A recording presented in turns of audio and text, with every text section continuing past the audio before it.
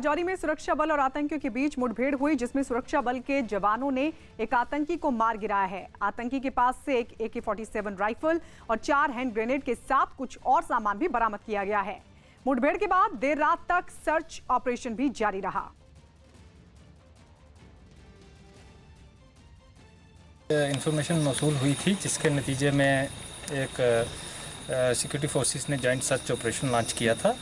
इसमें exchange of fire में एक टेररिस्ट मारा गया है। Arms and ammunitions have been recovered. Investigating that aspect, the operation is still going on, cordon is in place, so it is still on.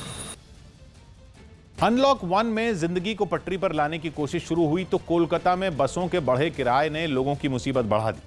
लोग किराया बढ़ने से परेशान दिखे, साथ ही सड़कों पर बसों की तादाद कम होने की वजह से भी नाराज नजर आए, जिसका असर सड़क से लेकर चलती बस में नजर आया। सड़कों पर लोग घंटों बसों का इंतजार करते दिखे और जैसे ही ये इंतजार खत्म होता, लोग चलती बस में ही झटपट चढ़ने की कोशिश करते नजर आते। गवर्नमेंट बस भी प्रॉपर्ली नहीं है और प्राइवेट बस भी नहीं है, और जो बस है मतलब 10 रुपया का भाड़ा 20 रुपया मांग रहे हैं। कोलकाता में बसों के किराए में दुगने तक की बढ़ोतरी कर दी गई, लेकिन लोगों का दावा है कि इसकी जानकारी अखबारों के जरिए उन्हें नहीं दी गई। इस वजह से कई यात्री कंडक्टर से बहस करते दिखे। अनलॉक 1 में प्राइवेट बसें भी कोलकाता की सड़कों पर उतर गई हैं, लेकिन नए कोविड फेयर के साथ, जहां पहले लोगों को सिर्फ 7 रुपए मिनिमम चुकाने पड़ते थे, अब 10 रुपए जो किराया 9 रुपए था उसकी जगह 15 रुपए हो गया है। असल में कोरोना की वजह से बसों में कम यात्रियों को बैठाने की शर्त रखी गई। बताया गया कि इससे होने वाले घाटे की भरपाई के लिए सरकार ने किराए में बढ़ोतरी को मंजूरी दे दी। इससे अब सबसे कम किराया 7 रुपए की जगह 10 रुपए हो गया, जबकि 10 रुपए की जगह यात्रियों को 20 रुपए देने पड़ेंगे। अमेरिका के पोर्टलैंड राज्य में अफ्रीकी मूल के नागरिक जॉर्ज फ्लॉयड की मौत पर लोगों ने मौन रखा। कुछ दिनों पहले पुलिस हिरासत में जॉर्ज फ्लॉयड की मौत हो गई थी, जिसके बाद बड़ी संख्या में लोग सड़कों पर उतर आए और रास्ते पर उल्टा लेटकर जॉर्ज फ्लॉयड की मौत पर अपना विरोध जताया। सभी ने 9 मिनट का मौन रखा और उसकी आत्मा की शांति के लिए प्रार्थना की। इस दौरान कई लोगों के हाथों में पोस्टर भी दिखाई दिए, जिनमें जॉर्ज फ्लॉयड को इंसाफ देने की मांग की गई थी। मध्य प्रदेश के कई जिलों में निसर्ग तूफान की वजह से हुई बारिश में सरकारी गोदामों में खुले में रखा अनाज भीग गया। मौसम विभाग ने बारिश की चेतावनी पहले ही जारी कर दी थी। फिर भी अनाज को बारिश से बचाने के लिए कोई खास इंतजाम नहीं दिखे। भोपाल में मीडिया के कैमरे जब भीगा हुआ अनाज देखने पहुंचे तो लोग अनाज को ढकने की नाकाम कोशिशें करते दिखे, लेकिन दूर दूर तक रखी अनाज की बोरियों को बचाने के लिए ये कोशिशें नाकाफी साबित हुई। आसमान से बरस रहे पानी में अनाज बर्बाद होता रहा। सरकार दावा कर रही है शिवराज की कि मध्य प्रदेश में इस बार रिकॉर्ड गेहूं का उत्पादन हुआ, रिकॉर्ड सरकारी खरीदी की गई, लेकिन देखिए गेहूं का हाल। खुले में, बारिश में, खुले आसमान के नीचे गेहूं पड़ा है, भीग रहा है। जबकि इसी गोदाम में पहुंचने के लिए निकले किसानों के लिए भी ये बारिश मुसीबत बन गई। अनाज को खरीदने में हो रही देरी की वजह से किसानों को घंटों इंतजार करना पड़ा। एक तो कोरोना, ऊपर से बेमौसम की बारिश, किसान के हाल बेहाल। ये किसान पूरी रात से इंतजार कर रहे हैं, यहाँ पर गेहूं बेचने आए हैं। सड़कों पर जमे किसान बारिश से अनाज को बचाने के लिए हर मुमकिन कोशिश करते दिखे। सड़क पर ट्रैक्टरों की लंबी लाइन लगी दिखी। किसान पहले से अनाज को बचाने के लिए तिरपाल जैसी कई चीजें लेकर पहुंचे थे। काले बादल देखते ही किसानों ने अनाज को ढकना शुरू कर दिया। परेशान किसानों ने सरकारी गोदामों पर अनाज खरीदने में लापरवाही बरतने का आरोप भी लगाया। परसों के दिन टोकन दे दिए, कोर्ट नंबर दे दिया, अब हम ये इसे लेके बैठे, कैसे मतलब बेचे। बारिश की वजह से अनाज भीगने की जानकारी मिलते ही विपक्षी दलों ने भी सरकार पर हमला बोल दिया। कांग्रेस ने तो शिवराज सरकार को ही कटघरे में खड़ा कर दिया और राज्य सरकार पर अनाज खरीदने में देरी करने का आरोप लगाते हुए उसके काम करने के तरीके पर ही सवाल उठा दिए। 1.25 लाख करोड़ मीट्रिक टन हमने अनाज खरीद लिया, इतने बोरे बारदान की व्यवस्था आपने की नहीं, तो कैसे खरीद लिया? रखने की क्षमता ही मध्य प्रदेश में नहीं है, तो फिर कैसे खरीद लिया? हालांकि बचाव में उतरे शिवराज सरकार के मंत्रियों ने अनाज भीगने के लिए निसर्ग तूफान को जिम्मेदार ठहरा दिया। ये बारिश जो अभी 15-20 दिन बाद आनी थी, वो निसर्गा के कारण से बिफोर आ गई है। ये प्राकृतिक आपदा है और प्रकृति के ऊपर किसी का जोर नहीं होता है। उद्धव ठाकरे ने निसर्ग तूफान से हुए नुकसान पर की बैठक। महाराष्ट्र के सीएम उद्धव ठाकरे ने सभी जिलों के डीएम के साथ वीडियो कॉन्फ्रेंसिंग से एक बैठक की और निसर्ग तूफान से हुए नुकसान की जानकारी ली। मध्य प्रदेश के रीवा से बीजेपी विधायक राजेंद्र शुक्ला ने मुंबई में फंसे राज्य के मजदूरों को उनके घर तक पहुंचाने के लिए सोनू सूद से मदद मांगने पर सफाई दी और दावा किया कि केंद्र की मदद से राज्य सरकार हजारों मजदूरों को प्रदेश में वापस ला चुकी है। इससे पहले राजेंद्र शुक्ला ने अपने विधानसभा क्षेत्र के कुछ लोगों को मुंबई से भेजने के लिए सोनू सूद से ट्वीट कर मदद मांगी थी, जिस पर विपक्ष ने सवाल उठाए थे। यूपी के अंबेडकर नगर जिले में एक एसएचओ के विदाई समारोह में कुछ पुलिस वालों पर गाड़ियों के काफिले निकालने और एक दूसरे से जरूरी दूरी का नियम तोड़ने का आरोप लगा। इसी एसएचओ पर एक बीजेपी विधायक ने अवैध वसूली के आरोप लगाए थे, जिसके बाद एसएचओ का ट्रांसफर कर दिया गया था। खबर है कि अमेरिका में पुलिस हिरासत में हुई एक अश्वेत नागरिक की मौत के बाद अब पोस्टमार्टम रिपोर्ट में यह बात सामने आई कि उसे कोरोना वायरस भी था। मुंबई में निसर्ग तूफान के बाद हुई भारी बारिश ने बीएमसी की तैयारियों पर सवाल खड़े कर दिए। कई इलाकों में भारी बारिश के बाद घुटनों तक पानी भर गया। मुंबई का यह हाल मॉनसून से पहले है, जब बीएमसी की तरफ से नालों की सफाई का दावा किया जा रहा है। लेकिन मुंबई मॉनसून से पहले कितनी तैयार है, यह निसर्ग तूफान के बाद हुई भारी बारिश ने दिखा दिया। मुंबई के परेल इलाके में तो घुटनों तक पानी भर गया। बारिश के पानी में एक बस भी फंस गई। जमीनी हकीकत आप देख सकते हैं कि किस तरीके से जो बीएमसी की जो बड़े बड़े दावे थे निसर्ग तूफान को लेकर वो पूरी तरह से उनकी पोल खुल चुकी है। ऐसा नहीं है कि सिर्फ परेल में ही सड़कों पर तालाब बन गया हो, सायन इलाके में भी भारी बारिश के बाद सड़कों पर पानी भर गया। इस वजह से लोगों को जैम की समस्या से भी जूझना पड़ा। इस तरीके की तस्वीरों से ये भी साफ हो गया है कि आने वाले मुंबई में मानसून को लेकर के बीएमसी कितना तैयार है और अभी भी कई जगहों पर बारिश हो रही है। परेल और सायन इलाके की तरह मुंबई के खेरवाड़ी इलाके में भी लोगों का बाहर निकलना मुश्किल हो गया। मौसम विभाग ने बताया कि मुंबई को जल्द बारिश से राहत मिल जाएगी, पर यह राहत ज्यादा दिन नहीं रहेगी, क्योंकि मॉनसून मुंबई पहुंचने वाला है और सड़कों का जो हाल अभी है उसने चिंता बढ़ा दी। क्या जो मुंबई में बरसात हो रही है ये मानसून नहीं है? अभी तक मानसून ने दस्तक नहीं दी है। ये सिस्टम का बारिश है, मतलब ये साइक्लोन रिलेटेड बारिश है। जैसे मैंने बताया अभी रिमेनेंट है, उसी चलते ये बारिश दिख रही है। मुंबई में हर साल बारिश का मौसम कई इलाकों में बाढ़ की वजह बन जाता है। मॉनसून से निपटने के लिए बीएमसी की तरफ से हर साल नालों की साफ सफाई का भी दावा किया जाता है। इसके लिए मई महीने में बड़े पैमाने पर नालों की साफ सफाई होती है, लेकिन आरोप है कि इस बार कई जगहों पर नालों की सफाई नहीं की गई। बताया जा रहा है कि कई जगहों पर कोरोना की वजह से नालों के आसपास मलेरिया की दवा का छिड़काव भी नहीं हो पाया। यही वजह रही कि निसर्ग तूफान के बाद अब मॉनसून मुंबई के लोगों को डरा रहा है। मौसम विभाग का अनुमान है कि 10 जून को मॉनसून महाराष्ट्र पहुंच जाएगा, यानी नालों की साफ सफाई का जो वक्त है वो भी लगभग खत्म होने वाला है। ऐसे में कहा जा रहा है कि एक बार फिर मुंबई के कई इलाकों पर मॉनसून बाढ़ का खतरा पैदा कर सकता है, जिस पर मुंबई की मेयर किशोरी पेडनेकर ने भी सफाई दी। उन्होंने कहा कि जिन इलाकों में जल भराव है वहां पानी निकालने के लिए ज्यादा मशीनें और पंप लगाए जाएंगे। पर बीजेपी ये सवाल उठा रही है कि पानी निकालना समाधान नहीं है, क्योंकि पानी तो तभी निकाला जाएगा जब पानी भरेगा।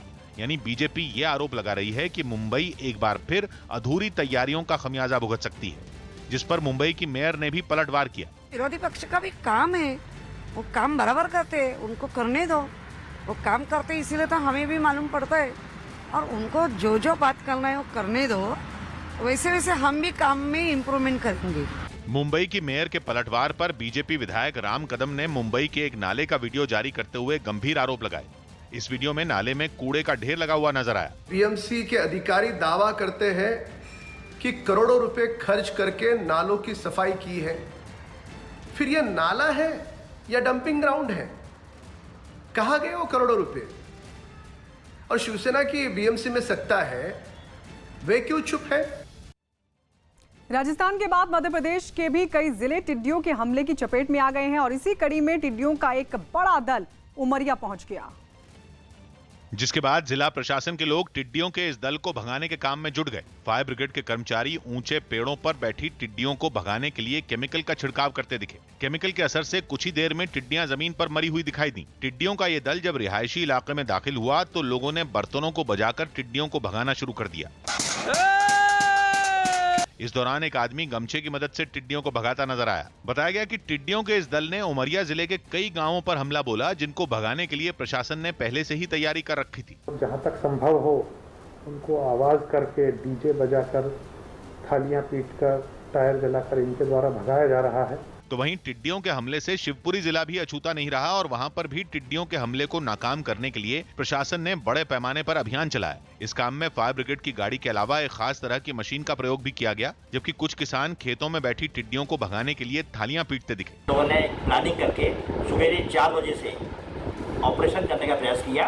वहाँ पे दवाइयों का स्प्रे किया गया, जिससे काफी संख्या में टिड्डी मारी गई है। उधर पाकिस्तान से आई इन टिड्डियों ने सतना जिले में भी हमला कर कई पेड़ों को बर्बाद कर दिया। वहाँ के एक इलाके में एक मकान की छत पर सैकड़ों टिड्डियां बैठी दिखाई दी। मध्य प्रदेश के उज्जैन में पैसों की तंगी की वजह से 2 भाई इतने मजबूर हो गए कि उन्हें बैलगाड़ी में बैलों की जगह जुतना पड़ा।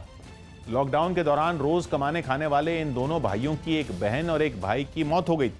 गरीबी की वजह से कई दिनों तक उनका अस्थि विसर्जन भी नहीं हुआ था, जिसके बाद दोनों भाइयों ने यह फैसला किया कि वो अपने भाई और बहन की अस्थियों का विसर्जन क्षिप्रा नदी में करेंगे। लेकिन बैल नहीं होने की वजह से उन्हें बैलगाड़ी में खुद जुतना पड़ा और दोनों भाई बैलगाड़ी खींचते हुए क्षिप्रा नदी की ओर रवाना हो गए। इस सफर में उनका परिवार भी उनके साथ था और ये सभी लोग बैलगाड़ी पर अपना सारा सामान लाद कर निकल पड़े। एक एक रुपए के लिए संघर्ष करते इस परिवार पर लॉकडाउन के दौरान मुसीबतों का पहाड़ टूट पड़ा था। पहले भाई की मौत हुई, फिर बहन की तबीयत खराब हो गई, जिसके इलाज के लिए दोनों बैल बेचने पड़े, लेकिन उसे नहीं बचाया जा सका। बेल नहीं थे, दोनों बेल बेचकर फिर मेरी बहन को जलाई, बहुत पैसे लगाए, बेल बेचकर बहन को जलाया। हाल ही में सुरक्षा बल की कार्रवाई में कई आतंकियों के मारे जाने से बौखलाए पाकिस्तान ने जम्मू कश्मीर में हमले की साजिश रची है। सूत्रों के मुताबिक पाकिस्तान एक बार फिर जम्मू कश्मीर में सुरक्षा बल के जवानों को निशाना बनाने की फिराक में है और इसके लिए पाकिस्तान ने बैट यानी बॉर्डर एक्शन टीम को एलओसी के पास फिर से सक्रिय कर दिया है। इस टीम की आड़ में पाकिस्तान आतंकियों को कश्मीर में भेजने की कोशिश कर रहा है। खबर है कि कश्मीर में घुसपैठ के लिए लश्कर, जैश और हिज्ब के कई आतंकी एलओसी पर तैयार खड़े हैं और पाकिस्तानी सेना भी लगातार सीजफायर तोड़कर इन आतंकियों को सीमा पार भेजने की कोशिश में जुटी है। विश्व साइकिल दिवस के दिन दिल्ली के पास साहिबाबाद में एटलस साइकिल बनाने वाली कंपनी ने काम पूरी तरह बंद कर दिया। बताया गया कि काम बंद होने से 1000 कर्मचारी बेरोजगार हो गए और इसका असर दूसरे दिन साफ साफ दिखा, जब काम का वक्त होने के बावजूद कंपनी के आसपास सन्नाटा नजर आया। कंपनी का मेन गेट बंद रहा और दीवारों पर कर्मचारियों के लिए नोटिस चिपके दिखे। आज हम लोग आए तो नोटिस लगा मिला, हम लोगों को बोला गया कि आप हाजिरी लगाओ, अपने अपने घर जाओ। नोटिस में फैक्ट्री के बंद होने की वजह आर्थिक संकट बताया गया, लेकिन कर्मचारियों की यूनियन ने अंदेशा जताया कि लॉकडाउन से पहले रोजाना 2 लाख साइकिल बनाने वाली फैक्ट्री के बंद होने की वजह घोटाला हो सकता है। एटलस कंपनी उस वक्त बंद हुई जब केंद्र सरकार अर्थव्यवस्था की हालत सुधारने के लिए राहत पैकेज का ऐलान कर चुकी है, इसलिए विपक्ष ने इसे मुद्दा बनाना शुरू कर दिया। प्रदेश में एक बहुत बड़ा कारखाना साइकिल का था जी, और जब एटलस का हम आप सब और दुनिया वर्ल्ड साइकिल डे मना रहे थे, उसी दिन पता नहीं क्यों एटलस उस साइकिल का कारखाना बंद हो गया। तो कभी कभी सोचने की बात यह है कि 20 लाख करोड़ का पैकेज मिला हो, प्रदेश सरकार कोशिश कर रही हो और उसके बाद एक कारखाना बंद हो जाए। एटलस कंपनी के बंद होने को विरोधी दल के नेता साइकिल उद्योग के लिए बड़ा झटका बताते हैं। साइकिल उद्योग में एटलस की धाक देश ही नहीं दुनिया भर में थी। 69 साल पहले 1951 में एटलस कंपनी की स्थापना से यह सिलसिला शुरू हुआ। पहले साल में ही कंपनी ने 12,000 साइकिल बनाने का रिकॉर्ड बना डाला था। एक वक्त ऐसा भी आया था जब कंपनी ने एक साल में 40 लाख साइकिल बनाने का रिकॉर्ड अपने नाम किया और 1965 में एक्सपोर्ट का रिकॉर्ड बनाकर एटलस भारत की सबसे बड़ी साइकिल बनाने वाली कंपनी बन गई। यही नहीं, एटलस ने ही 1978 में भारत की पहली रेसिंग साइकिल पेश की। लेकिन वक्त बीतने के साथ कंपनी की आर्थिक हालत बिगड़ती गई और आखिरकार काम बंद करने की नौबत आ गई। पंजाब सरकार ने अपने अलग अलग विभागों के भ्रष्टाचार और लापरवाही के आरोपी कर्मचारियों को जबरन रिटायर करने की तैयारी कर ली। राज्य सरकार के जल संसाधन विभाग की एक चिट्ठी के मुताबिक इस विभाग के ऐसे कर्मचारी जिनका कार्यकाल 15, 20, 25 या फिर 30 साल का है और उनका नाम निचले स्तर का रहा है, उन पर कार्रवाई हो चुकी है। खबर है कि जल संसाधन विभाग और पंजाब पुलिस से भ्रष्टाचार और लापरवाही के आरोपी कर्मचारियों की जानकारी मांगी गई है, बाकी उन्हें जबरन रिटायर किया जा सके। इतना ही नहीं, पंजाब पुलिस ने करीब 6000 भ्रष्ट और लापरवाह कर्मचारियों की एक लिस्ट भी तैयार कर ली है और माना जा रहा है कि आने वाले दिनों में पंजाब सरकार के दूसरे विभागों पर भी ये निर्देश लागू हो सकते हैं। हालांकि राज्य के कर्मचारी संगठन अभी इस मामले में कुछ भी खुलकर बोलने से बच रहे हैं। पंजाब सरकार नकम्मे बंदों को घर का रास्ता दिखाने जा रही है और हम चाहते हैं कि जो एफिशिएंट लोग हैं वो काम करें। जो लोग नकारा हैं, जो लोग करप्शन कर रहे हैं, जो लोग काम नहीं कर रहे, तो उन लोगों का क्या काम है। पंजाब सरकार भले ही अपने इस कदम को सही ठहराने की कोशिश में जुटी हो, लेकिन विपक्ष ने यह साफ कर दिया कि सरकार पहले अपनी जिम्मेदारी तय करे, फिर कर्मचारियों पर कार्रवाई। जो पंजाब का खजाना लगातार लौटाया जा रहा है, आप नाजमों के ऊपर एक्शन लेके बात खत्म नहीं कर सकते। आप मिनिस्टर्स के ऊपर क्या कर रहे हो, अपने ऊपर क्या जिम्मेवारी ले रहे हो। बिहार के कटिहार रेलवे स्टेशन पर केरल से लौटे मजदूरों ने जमकर हंगामा किया। श्रमिक स्पेशल ट्रेन से लौटे ये मजदूर गांव जाने के लिए बसों का इंतजाम नहीं होने से नाराज हो गए और एकजुट होकर स्टेशन के बाहर मौजूद सड़क पर जाम लगा दिया। सड़क से गुजर रहे कुछ मोटरसाइकिल सवार लोगों को भी इन मजदूरों ने रोक लिया और बहस बढ़ने के बाद उनके साथ भी धक्का मुक्की की। इन मजदूरों ने न तो नियमों की परवाह की और न ही एक दूसरे से दूरी बनाए रखने पर ध्यान दिया। हंगामा कर रहे मजदूरों ने राज्य सरकार के खिलाफ नारेबाजी करते हुए अनदेखी करने का भी आरोप लगाया। केरला सरकार हमको भेज दिया, यहाँ भेज दिया, ये लोग सुनते नहीं दे रहा है, यहाँ सरकार नहीं दे रहा है, हम तो कैसे जाएंगे यहाँ से। हंगामा बढ़ते ही कुछ पुलिस वाले भी वहां पहुंच गए और इन मजदूरों को शांत करने की कोशिश की, लेकिन मजदूर शांत होने के बजाय पुलिस वालों से ही उलझ गए, जिसके बाद स्टेशन के बाहर मौजूद मजदूरों की भीड़ को हटाने के लिए पुलिस वालों ने हल्का लाठीचार्ज भी किया, जिससे बचने के लिए भागे कुछ मजदूर सड़क पर भी गिर गए, जिन्हें पुलिस वालों ने सड़क से हटाया और वहां लगा जाम खुलवा दिया। दिल्ली में कोरोना वायरस के कारण होने वाली मौत के आंकड़ों में गड़बड़ी से जुड़े आरोपों पर अरविंद केजरीवाल ने सफाई दी। न्यूज 18 को दिए इंटरव्यू में उन्होंने साफ किया कि आंकड़ों में सरकार की तरफ से कोई गड़बड़ी नहीं की गई। विरोधी आपके ये भी इल्जाम लगा रहे हैं कि साहब डेटा मिसमैच सिर्फ यही नहीं है, डेटा मिसमैच मौत के आंकड़ों पर भी है कि भाई दिल्ली सरकार दिखाना चाहती है कि हमारे कोरोना कंट्रोल में है, इसलिए मौत के आंकड़े भी कम बता रही है। उससे क्या गोल्ड मेडल मिलेगा मेरे को? मतलब जो लोग इस वक्त इस किस्म की गंदी राजनीति करते हैं, मुझे उससे बड़ा दुख है। इन्हीं लोगों ने, जो लोग ये आरोप लगा रहे हैं, इन्होंने हाईकोर्ट के अंदर केस किया हमारे खिलाफ। जी जी। हाईकोर्ट ने सारी जांच की और हाईकोर्ट ने उनका केस डिसमिस कर दिया ये कह के कि दिल्ली सरकार के मौत के आंकड़े ठीक हैं। अब इससे बड़ा सर्टिफिकेट और क्या होगा? अरविंद केजरीवाल ने इस एक्सक्लूसिव इंटरव्यू में प्रवासी मजदूरों के मुद्दे पर भी बात की। उन्होंने आरोप लगाया कि मजदूरों को उनके गांव भेजने के इंतजाम करने में देरी की गई। एक जो बड़ा मुद्दा आया वो आया मजदूरों के पलायन का। वो क्यों नहीं रुका, उसमें कहां चूक हुई, जिम्मेदारी किसकी है उसमें चूक हुई टाइमिंग को लेके। अब भी सबको भेज ही रहे हैं, अब भी ट्रेन्स लगा ही रहे हैं, अब भी सारे मजदूरों को अपने अपने घर भेज ही रहे हैं। तो आप कह रहे हैं पहले भेज देना चाहिए था। अगर महीना भर पहले कर देते, महीना भर पहले भेज देना चाहिए था। जब वो जाना चाहते थे उसी टाइम भेज देते, बेचारों को इतने दूर पैदल नहीं चलना पड़ता। तो दो फायदे होते, एक तो जो इतना तकलीफ सही उन्होंने वो नहीं सहनी पड़ती, दूसरा उस टाइम कोरोना कम था, जब वो अपने वापस गांव जाते तो उतना कोरोना नहीं फैलाते। अब जब एक शहर से दूसरे, दूसरे से इधर उधर जा रहे हैं पूरे देश के अंदर, अपने साथ कितने लोग कोरोना लेके जा रहे हैं। केरल सरकार ने फल में पटाखे छिपाकर जंगली हथनी को मारने की घटना की जांच के लिए विशेष टीम गठित कर दी। समाचार एजेंसी पीटीआई के मुताबिक केरल के सीएम पिनरई विजयन ने कोझिकोड से wild life crime investigation team के जांच के लिए पलाक्कड़ रवाना होने की जानकारी दी। वहां के मुन्नारकाड के जंगलों में कुछ लोगों ने अनानास में पटाखे छिपाकर तालाब में फेंके थे और एक गर्भवती हथनी ने जैसे ही उस अनानास को खाने की कोशिश की, उसमें रखे पटाखे हथनी के मुंह में फट गए, जिससे उसकी मौत हो गई। जिसके बाद पूरे देश से हथनी की हत्या करने वालों के खिलाफ कड़ी कार्रवाई की मांग की जाने लगी। वहीं केंद्र सरकार ने भी इस घटना को गंभीरता से लिया और केरल सरकार से पूरी रिपोर्ट तलब की। बताया गया कि केरल में जंगली हाथियों को मारने की ऐसी घटनाएं पहले भी होती रही हैं और अप्रैल में कोल्लम जिले में एक हथनी को बिल्कुल उसी तरीके से मार दिया गया था। पिछले हफ्ते में जब कोल्लम में हाथी का मुंह उसी तरीके से फाड़ा गया था बम से, तो वो कौन से दोषियों को उन्होंने पकड़ा? जो 600 हाथी पिछले साल मरे थे केरला में, इसी तरीके से मारा पीटी, बम, ड्राउनिंग, तो कौन से दोषी पकड़े गए थे? 25 साल में ना सरकार ने एक दोषी पकड़ा है, ना सेंट्रल है, और ना केरला की तो सरकार तो कोशिश भी नहीं करती है। हालांकि केंद्रीय वन और पर्यावरण मंत्री प्रकाश जावड़ेकर ने दावा किया कि सरकार ने हाथियों और दूसरे जंगली जानवरों को बचाने के लिए जरूरी कदम उठाए हैं। उन्होंने केरल में पटाखों से हाथी के मारने वालों को सजा दिलाने का भरोसा भी दिया। This kind of killing is absolutely unacceptable, and we have already deputed our senior officers there, and we will nab the culprits and punish them.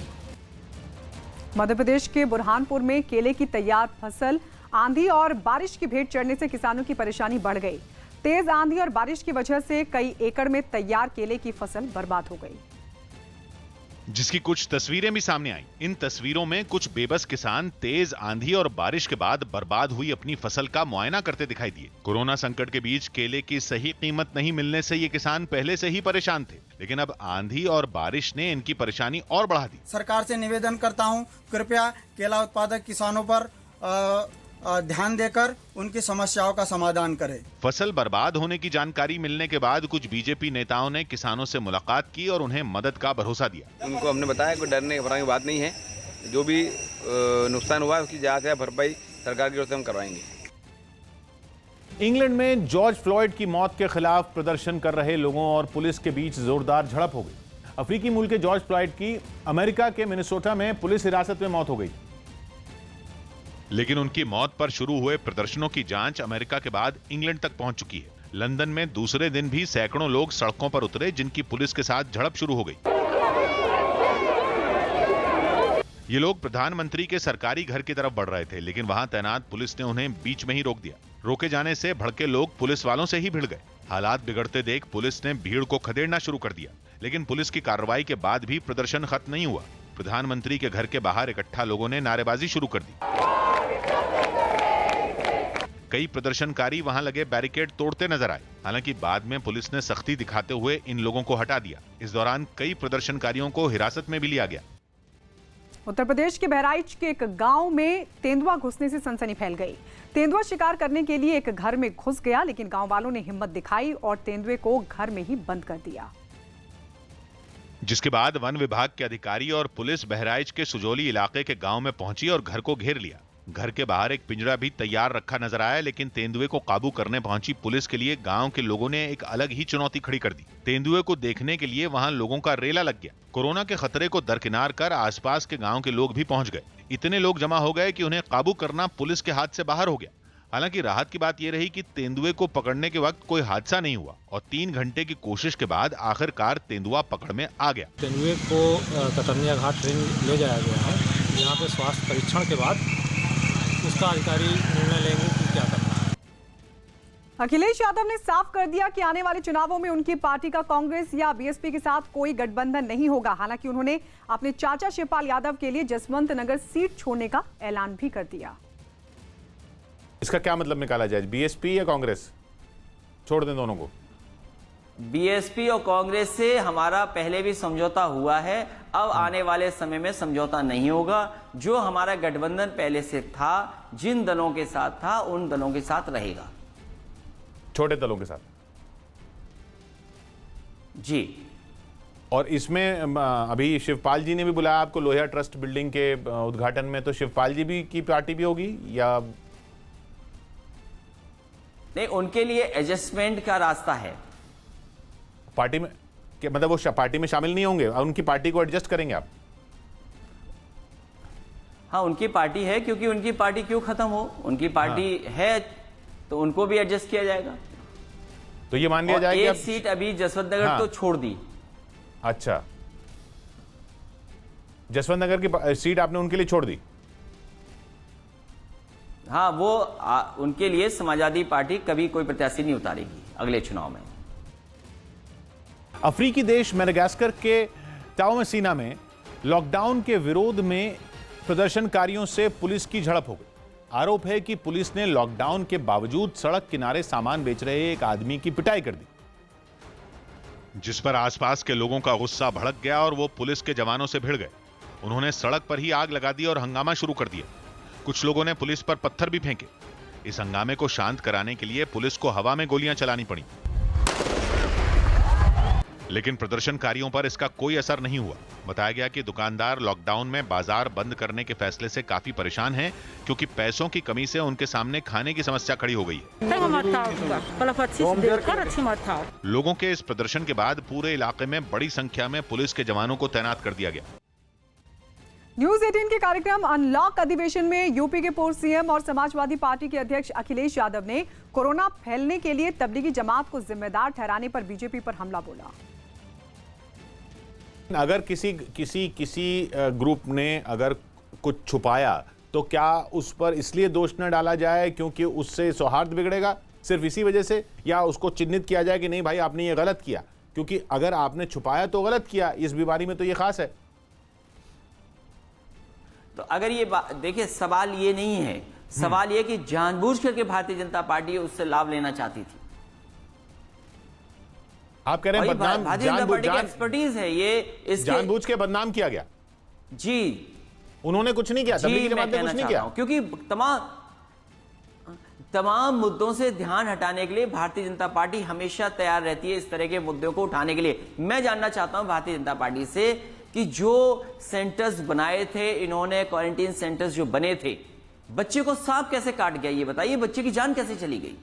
Gonda में इन्हीं के सरकार के क्वारंटीन सेंटर में एक बच्चे को सांप ने काट लिया। गोरखपुर के एक क्वारंटीन सेंटर में सांप निकला। दिल्ली के सीएम अरविंद केजरीवाल ने कोरोना पर तबलीग के नाम पर सांप्रदायिकता का आरोप लगाया। तबलीगी जमात को अब भी आप जिम्मेदार मानते हैं एकदम से स्पाइक आने के लिए? उस वक्त कुछ लोग उनके यहां भी विदेशों से आए थे जी। जैसा मैंने कहा, विदेशों से कई लोग आए थे, तो उनके भी विदेशों से कुछ लोग आए थे जो कोरोना लेके आए थे। उसका एक कारण था, जब शुरू में दिल्ली में कोरोना फैला तो वो भी एक कारण था। लेकिन वो है ना, उसको सांप्रदायिक रंग दे दिया गया, गलत था। बताइए, कोरोना के टाइम में भी हिंदू मुसलमान करते हैं ये लोग, यार पाप लगेगा इनको, ऊपर वाला माफ नहीं करेगा इन लोगों को। वहीं न्यूज 18 से एक्सक्लूसिव बातचीत में बीजेपी अध्यक्ष जेपी नड्डा ने कोरोना को और फैलाने के लिए तबलीगी जमात को जिम्मेदार बताया। क्या आपको लगता है कि तबलीगी जमात ने भारत में कोरोना की स्पीड को, जो लॉकडाउन के बाद बहुत कम हो जानी चाहिए थी, उसको उतना कम नहीं किया? देखिए, इसमें तो कोई दो राय नहीं है, तो फैक्ट्स बताते हैं, फिगर्स बताती हैं। जहां जहां हॉटस्पॉट्स बने, जिन हॉटस्पॉट्स को अगर आप सर्वे करेंगे, ये आपके रिसर्च का विषय है, तो वो हॉटस्पॉट्स उसी स्थानों पर बने जहां कोरोना कैरियर्स वहां गए, उन्होंने इन्फॉर्म नहीं किया, उसमें से वो बढ़ते चले गए, और निश्चित रूप से लॉकडाउन में एक ऐसा इवेंचुअलिटी आया जिसमें कोरोना के केसेस घटने के बजाय बढ़ने लगे। आप मानते हैं कि उसने भी इसको बढ़ाया? बिल्कुल।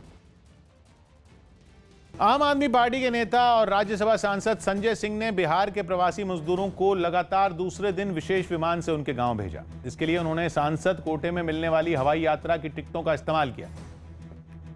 और जो पहले दिन नहीं जा पाए, उनके लिए अपने साथियों की मदद से चार्टर्ड विमान का बंदोबस्त किया। बिहार जाने वाले इन मजदूरों को संजय सिंह के घर के पास इकट्ठा किया गया, जहां से उन्हें बसों के जरिए हवाई अड्डे तक रवाना किया गया। 180 लोगों को ही ले जा सकते हैं चार्टर में, जो पहले से तय है। तो जो लोग रह गए हैं उनको कल भेजेंगे, बस से 2 बसें और कल जाएंगी। हवाई जहाज से बिहार लौट रहे मजदूरों ने मुश्किल वक्त में मदद के लिए संजय सिंह का आभार जताया। अपने घर पहुंचना चाहते हैं क्योंकि यहाँ बहुत लोगों का रोजगार छीन गया है, और संजय सिंह की एक कवायद बिहार के लोगों को वहाँ भेजने की कहीं न कहीं इन्हें एक बड़ी राहत देने वाली है। और बिहार लौट रहे ज्यादातर मजदूरों ने एक ही परेशानी बताई कि कोरोना संकट की वजह से उनका दिल्ली में गुजारा होना मुश्किल हो गया था। अभी हमारी काम चल नहीं रहा है, काम बंद है, इस वजह से ये बहुत खुश से लेबर काम करते थे, फंसे हुए काम चल नहीं रहा हमारा, इसलिए हम जा रहे हैं। रूस के साइबेरिया में एक पावर प्लांट में भारी मात्रा में डीजल बहने के बाद वहां इमरजेंसी का ऐलान करना पड़ा। बताया गया कि पावर प्लांट में हुए एक हादसे की वजह से वहां मौजूद 20,000 टन डीजल बह गया, जो पास में बहने वाली एक नदी तक पहुंच गया। डीजल की परत नदी के एक बड़े हिस्से में फैल गई, जिसकी वजह से वहां प्रदूषण का स्तर भी बढ़ गया। हादसे के बाद नदी को साफ करने और डीजल को आगे फैलने से रोकने का काम शुरू किया गया। हादसा इतना बड़ा था कि राष्ट्रपति पुतिन को पूरे इलाके में इमरजेंसी का ऐलान करना पड़ा। नाराज पुतिन ने अपने अधिकारियों को फटकार भी लगाई। по вашей оценке, что произошло и почему органы власти узнали об этом только через 2 дня? बताया गया कि डीजल करीब 350 स्क्वायर किलोमीटर इलाके में फैल चुका है। यही नहीं, इसकी वजह से आर्कटिक महासागर के बड़े हिस्से में प्रदूषण फैलने का खतरा भी बढ़ गया है। निसर्ग तूफान की वजह से महाराष्ट्र ही नहीं, गुजरात में भी कई जगहों पर तेज बारिश हुई। गुजरात के कुछ हिस्सों में तो करीब 80 किलोमीटर प्रति घंटा की रफ्तार से हवाएं भी चली, जिसकी वजह से नुकसान भी हुआ। भारी भरकम पेड़ जमीन से उखड़कर सड़कों पर गिरे हुए दिखे। भारी भरकम होर्डिंग भी तूफान की ताकत को झेल नहीं पाई और सड़कों पर गिर गईं। कई जगह पर लोग होर्डिंग हटाकर रास्ते साफ करने की कोशिश करते दिखे। गुजरात के बोटाद में भी भारी बारिश हुई। शहर में जगह जगह पानी भर गया, लेकिन किसी नुकसान की खबर नहीं आई। गुजरात के भावनगर में नुकसान जरूर हुआ, लेकिन इसका जिम्मेदार तूफान नहीं बल्कि सरकारी लापरवाही बनी। खुले में रखा प्याज बरसात के पानी में भीगकर सड़ गया। ये तस्वीरें तब सामने आईं जब गुजरात में तूफान के बड़े असर की चेतावनी दी गई थी। बताया जा रहा है कि प्याज के करीब 15,000 बोरे पानी में भीग गए। मध्य प्रदेश के श्योपुर में कांग्रेस विधायक बाबूलाल जंडेल ने किसानों के मुद्दे पर बीच सड़क पर धरना दिया। कांग्रेस विधायक ने शिवराज सरकार पर किसानों की अनदेखी का आरोप लगाया और अपने कुछ समर्थकों के साथ बीच सड़क पर धरना दे दिया। राज्य सरकार से गेहूं की फसल की खरीद न्यूनतम समर्थन मूल्य पर करने की मांग करते हुए वहां काफी देर तक नारेबाजी भी चलती रही। किसान एकता जिंदाबाद, जिंदाबाद, जिंदाबाद। हमारी मांगे पूरी करो, पूरी करो, पूरी करो। इससे पहले कांग्रेस विधायक बाबूलाल जंडेल के समर्थक प्रदर्शन करने के लिए सीएम शिवराज का पुतला लेकर पहुंचे और पुतले को आग लगाने से पहले उन्होंने भी काफी देर तक नारेबाजी की। मध्य प्रदेश में 30 मई तक न्यूनतम समर्थन मूल्य पर गेहूं की खरीद हुई थी और उसके बाद ऑनलाइन पोर्टल बंद हो गया था। इस वजह से कई किसान अपनी फसल नहीं बेच पाए। कांग्रेस विधायक ने इसी मुद्दे पर शिवराज सिंह चौहान को घेरने की कोशिश की। एक दिन तो मामा कह रहा था कि मैं मिट्टी को भी खरीदूंगा, पर गेहूं को भी नहीं खरीद पा रहा है। न्यूज 18 को दी एक्सक्लूसिव इंटरव्यू में दिल्ली के सीएम अरविंद केजरीवाल ने कहा कि अगर नवजोत सिंह सिद्धू आते हैं तो उनका आम आदमी पार्टी में स्वागत है। एक ये खबर है कि वो सिद्धू जी आपकी पार्टी में आ गए हैं? कब आ रहे हैं मुझे बिल्कुल आइडिया नहीं है। कोई बातचीत नहीं हुई है ना, मेरे को बिल्कुल आइडिया नहीं। स्वागत है उनका? स्वागत है उनका। अब वो तो कांग्रेस में है, बीजेपी में रह चुके हैं, आप नेता का स्वागत कर रहे हैं किसी दूसरी पार्टी के ऐसे ही? अब आप कोरोना के टाइम में राजनीति की बात करेंगे तो ज्यादा इलैबोरेट भी नहीं कर सकते। इटली में यात्रा पर पाबंदी खत्म होने के फैसले के बाद ट्रेनें और सभी तरह की उड़ानें शुरू हो गई। कोरोना वायरस की वजह से वहां मार्च से ही यात्रा पर रोक लगा दी गई थी, जिसके खत्म होते ही राजधानी रोम के सभी रेलवे स्टेशनों पर लोगों के पहुंचने का सिलसिला शुरू हो गया। करीब 3 महीने से फंसे लोगों को सरकार के इस फैसले से बड़ी राहत मिली। Quindi dal 3 giugno possiamo partire, eccomi qua. सभी जगहों पर सुरक्षा के इंतजाम भी नजर आए। स्टेशनों पर पोस्टरों के जरिए कोरोना से बचाव की जानकारी दी गई। इसके अलावा लोगों के तापमान की भी जांच की गई। अपनी सुरक्षा के लिए लोग पहले से ही मास्क पहने दिखाई दिए। ऐसी ही तस्वीरें एयरपोर्ट पर भी नजर आईं। घरेलू और अंतर्राष्ट्रीय उड़ानें शुरू होते ही वहां भीड़ देखी गई। इटली के अलग अलग शहरों के अलावा यूरोप के दूसरे देशों में जाने के लिए लोगों की कतार लग गई। बताया गया कि यूरोप के कई देशों ने भी यात्रा के नियम आसान कर दिए हैं, जिससे लॉकडाउन में फंसे लोगों को बाहर निकलने में परेशानी न हो। मध्य प्रदेश के उज्जैन में बस अड्डे पर खड़ी 7 बसें आग में जलकर राख हो गईं। आशंका जताई गई कि किसी आदमी ने जानबूझकर एक बस में आग लगा दी, जिसने देखते ही देखते वहां खड़ी दूसरी बसों को भी अपनी चपेट में ले लिया, जिसके बाद बसों से आग की ऊंची लपटें उठती दिखाई दी, जबकि इलाके में धुआं फैल गया। टैंक फूट रहा है, चलो यहाँ से। आग लगने की जानकारी मिलते ही दमकल कर्मी वहां पहुंचे और आग बुझाने के काम में जुट गए, लेकिन बसों में लगी ये आग इतनी भीषण थी कि उसे बुझाने के लिए दमकल की कई और गाड़ियों को बुलाना पड़ा। 7 बसों में आग लगी थी। जल्दी से वहां से और फाइटर आए और सबने आग पे काबू पाया। काफी देर की कोशिश के बाद दमकल कर्मियों ने आग बुझा दी, लेकिन इस आग में 7 बसें जलकर राख हो गईं। दिल्ली दंगों की जांच में जुटी दिल्ली पुलिस की एसआईटी को मुख्य आरोपी फैजल फारूक और मौलाना साद के करीबी के बीच रिश्तों की जानकारी मिली। खबर है कि दंगों के मुख्य आरोपी फैजल का तबलीगी जमात के प्रमुख मौलाना साद के फंड मैनेजर से काफी मिलना जुलना था और दिल्ली हिंसा के दिन फैजल की मौलाना साद के इस करीबी से बात भी हुई थी। जांच में पता चला कि हिंसा से पहले फैजल फारूक दिल्ली में करोड़ों की प्रॉपर्टी खरीद चुका था और दिल्ली पुलिस को शक है कि मरकज का पैसा भी फैजल के जरिए प्रॉपर्टी खरीदने में लगाया गया। बीजेपी अध्यक्ष जेपी नड्डा ने न्यूज 18 को दी एक्सक्लूसिव इंटरव्यू में महाराष्ट्र में फिर से शिवसेना से हाथ मिलाने से इनकार कर दिया। अगर शिवसेना वापस आने का मूड बनाती है तो भारतीय जनता पार्टी का गठबंधन होगा? ऐसा है, ये तो भारतीय जनता पार्टी की पार्लियामेंट्री बोर्ड के साथ बैठ करके सारे लोगों के साथ चर्चा करेंगे, लेकिन ना ऐसा कोई ना प्रस्ताव है ना ऐसे ही हमारी कोई सोच है। आप लोगों के लिए शॉकिंग था शिवसेना बाला साहब ठाकरे की पार्टी कांग्रेस के साथ गठबंधन कर रही है? शॉकिंग नहीं, धोखा था, बिल्कुल धोखा था। बातचीत में बीजेपी अध्यक्ष जेपी नड्डा ने सीएए पर भी विपक्ष को घेरा और आरोप लगाया कि इस मुद्दे को सियासी फायदे के लिए हवा दी गई। सीए को लेकर जो बवाल हुआ वो पिछले 1 साल की सरकार में आपकी मोदी पार्ट 2 के अंदर वो सबसे बड़ी चुनौती भी रही, कैसे देखते? मैं बताना चाहता हूं कि ऑपोजिशन भी जानती है कि सीएए क्या है। सीएए सिटीजनशिप देने का विषय है, लेने का विषय नहीं है। भारत की जनता के किसी की भी सिटीजनशिप नहीं जानती है। रिस्पॉन्सिबल पार्टीज ने इररिस्पॉन्सिबल बिहेवियर किया और मिस इन्फॉर्मेशन फैलाने का प्रयास किया। राजस्थान के जोधपुर में मास्क नहीं लगाने पर जब पुलिस ने एक आदमी को टोका तो वो भड़क गया। इस घटना का एक वीडियो भी सोशल मीडिया पर वायरल हो गया। राजस्थान में मास्क नहीं लगाने पर 100 रुपए जुर्माना लगाने का प्रावधान है। लेकिन जोधपुर में जब यही बताने के लिए पुलिस ने एक आदमी को रोका तो उसने एक कांस्टेबल पर घूंसे बरसाने शुरू कर दिए। किसी तरह उसे दबोचकर नीचे गिरा दिया गया, पर तभी उसने एक पुलिस वाले का मास्क छीनकर फाड़ दिया। मारो मारो इसको, मारो इसको, मारो नहीं रहे, देख रहे पुलिस वाला बंदा हाथ उठा रहे हो। मास्क फटने पर पुलिस वाले को गुस्सा आ गया। उसने आरोपी को मारा, फिर उसका मोबाइल फोन भी छीन लिया। पर जब वो फिर से खड़ा हुआ तो उसने एक और पुलिस वाले का मास्क छीनने की कोशिश की। उसने बचाव किया तो आरोपी ने उसे थप्पड़ जड़ दिया। इस मारपीट में उस पुलिस वाले का भी मास्क फट गया। इसके अलावा खींचतान में एक पुलिस वाले की वर्दी भी फट गई। बढ़िया बढ़िया बढ़िया, शाबाश शाबाश, बस शाबाश शाबाश शाबाश शाबाश शाबाश। बताया गया कि आरोपी नशे में था और बिना मास्क के बाहर घूम रहा था। दावा है कि इस पर जब पुलिस ने उसे टोका तो वो मारपीट पर उतर आया। इस घटना के बाद आरोपी को गिरफ्तार कर लिया गया। चीन ने अमेरिका में अपने यात्री विमानों पर रोक पर जताया ऐतराज। अमेरिका ने एक दिन पहले चीन की 4 एयरलाइन कंपनियों के यात्री विमानों के 16 जून से अमेरिका आने पर रोक लगाने का फैसला लिया, जिसके बाद चीन ने इस पर आपत्ति जताई। महाराष्ट्र के पूर्व सीएम देवेंद्र फडणवीस ने मुख्यमंत्री उद्धव ठाकरे को एक खत लिखा और कोरोना वायरस के मामलों पर काबू पाने के लिए टेस्ट बढ़ाने की मांग की।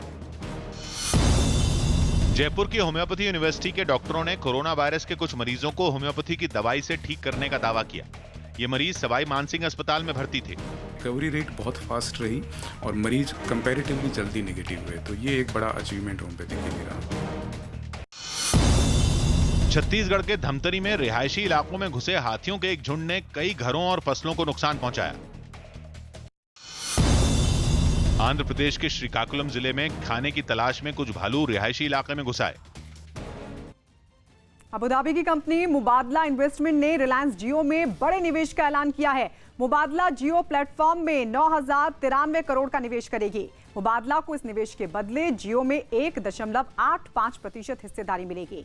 6 हफ्तों में ये जियो में छठा बड़ा निवेश है। इस निवेश के साथ ही जियो में कुल 87,655 करोड़ रुपए का निवेश हो चुका है। मुबादला से पहले Facebook, silver lake, Vista partners, general Atlantic और केकेआरबी जियो प्लेटफॉर्म में निवेश कर चुकी हैं। रिलायंस इंडस्ट्रीज लिमिटेड के राइट्स इशू को भी बाजार का शानदार रिस्पांस मिला और 1.59 गुना ज्यादा सब्सक्राइब हुआ। हर तरह के लोन की ईएमआई से लोगों को राहत देने वाले आरबीआई के मोरेटोरियम पर सुप्रीम कोर्ट ने नाराजगी जताई। लोन की किस्त 6 महीने के लिए माफ करने की मांग से जुड़ी एक याचिका पर सुप्रीम कोर्ट में सुनवाई हुई, जिसमें इस बात पर चर्चा हुई कि आरबीआई के मोरेटोरियम का लोगों के लोन और उनकी ईएमआई पर क्या असर पड़ेगा। कोर्ट को बताया गया कि 6 महीने के लिए ईएमआई पर मिलने वाली राहत की वजह से लोगों की ईएमआई मोरेटोरियम खत्म होने के बाद बढ़ सकती है, क्योंकि इन 6 महीनों के दौरान बकाया कर्ज पर ब्याज और उस पर चक्रवृद्धि ब्याज दर, यानी ब्याज पर ब्याज लगता रहेगा, जो लोगों की ईएमआई में जोड़ दिया जाएगा। कोर्ट ने इस पर नाराजगी जताई और आरबीआई के मोरेटोरियम को लोगों के लिए हानिकारक कहा। साथ ही केंद्र सरकार को आरबीआई से इस मसले पर दोबारा बातचीत करने के लिए भी कहा। केंद्र सरकार ने कोर्ट में साफ कहा कि 6 महीने की ईएमआई माफ नहीं की जा सकती, क्योंकि इससे बैंकों को बहुत बड़ा नुकसान होगा। मामले की अगली सुनवाई 12 जून को होगी। 8 जून से खुल रहे मॉल, होटल, रेस्टोरेंट और धार्मिक स्थलों के लिए केंद्र सरकार ने दिशा निर्देश जारी कर दिए हैं। इसके मुताबिक मंदिरों में प्रसाद नहीं बांटा जाएगा। हाथों से प्रसाद देने के साथ पवित्र जल देने की भी मनाही है। साथ ही मूर्ति और पवित्र किताब को छूने के लिए भी मना किया गया है। वहीं मॉल में एयर कंडीशनर को 24 डिग्री सेल्सियस से कम ना करने का आदेश भी दिया गया है। मॉल में गेमिंग सेक्शन, बच्चों के खेलने की जगह और सिनेमा हॉल बंद रहेंगे। फूड कोर्ट और रेस्टोरेंट में बैठने की क्षमता 50% ही रखनी होगी। रेस्टोरेंट में एक ग्राहक के जाने के बाद सीटों को जरूरी रूप से सैनिटाइज करना होगा। सरकार के आदेश के मुताबिक कंटेनमेंट जोन में सभी धार्मिक स्थल, शॉपिंग मॉल्स, ऑफिस और होटल बंद रहेंगे और सिर्फ कंटेनमेंट जोन के बाहर इनको खोलने की इजाजत होगी।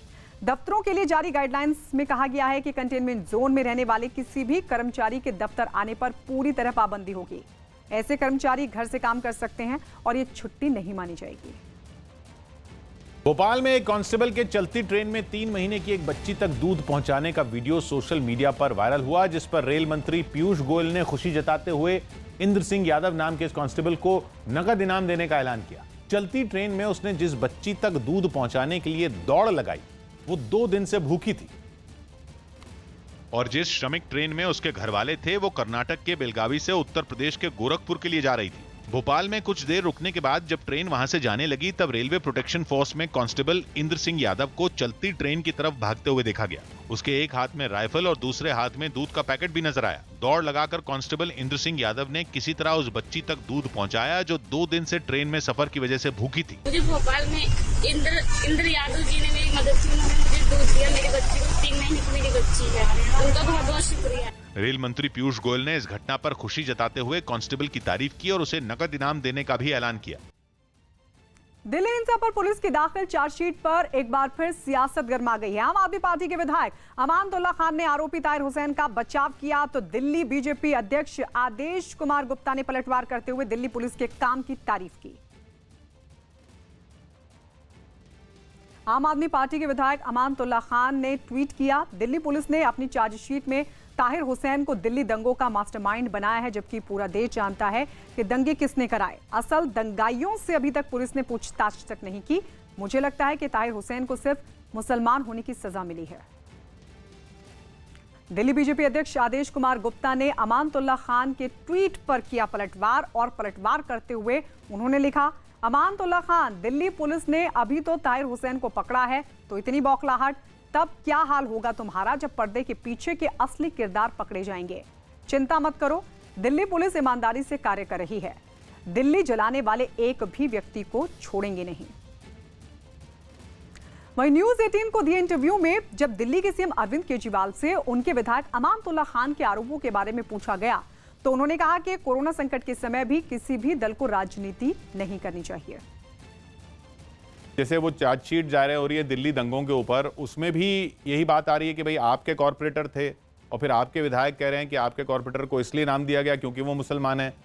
तो कोरोना काल तो अभी भी चल रहा है ना भाई। ये सारी जिसने भी कराए दंगे गलत बात थी, जिसने भी कराए उसको सजा दो, ठीक है, चाहे वो हिंदू हो चाहे मुसलमान हो।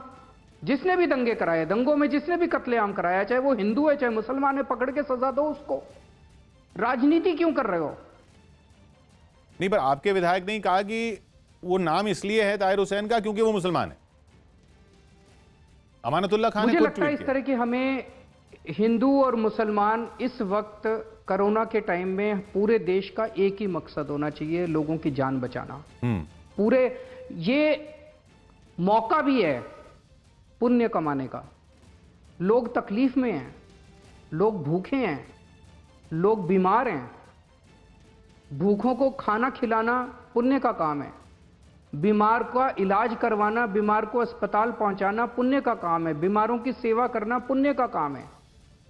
मैं सबसे निवेदन करता हूं, आम आदमी पार्टी वालों से भी कहता हूं, बीजेपी वालों से भी कहता हूं, कांग्रेस वालों से भी कहता हूं, राजनीति छोड़ के इस वक्त आप सब लोग जनता की सेवा करिए। इससे बड़ा इस टाइम धर्म का काम कोई नहीं है, इससे बड़ा पुण्य का काम कोई नहीं है।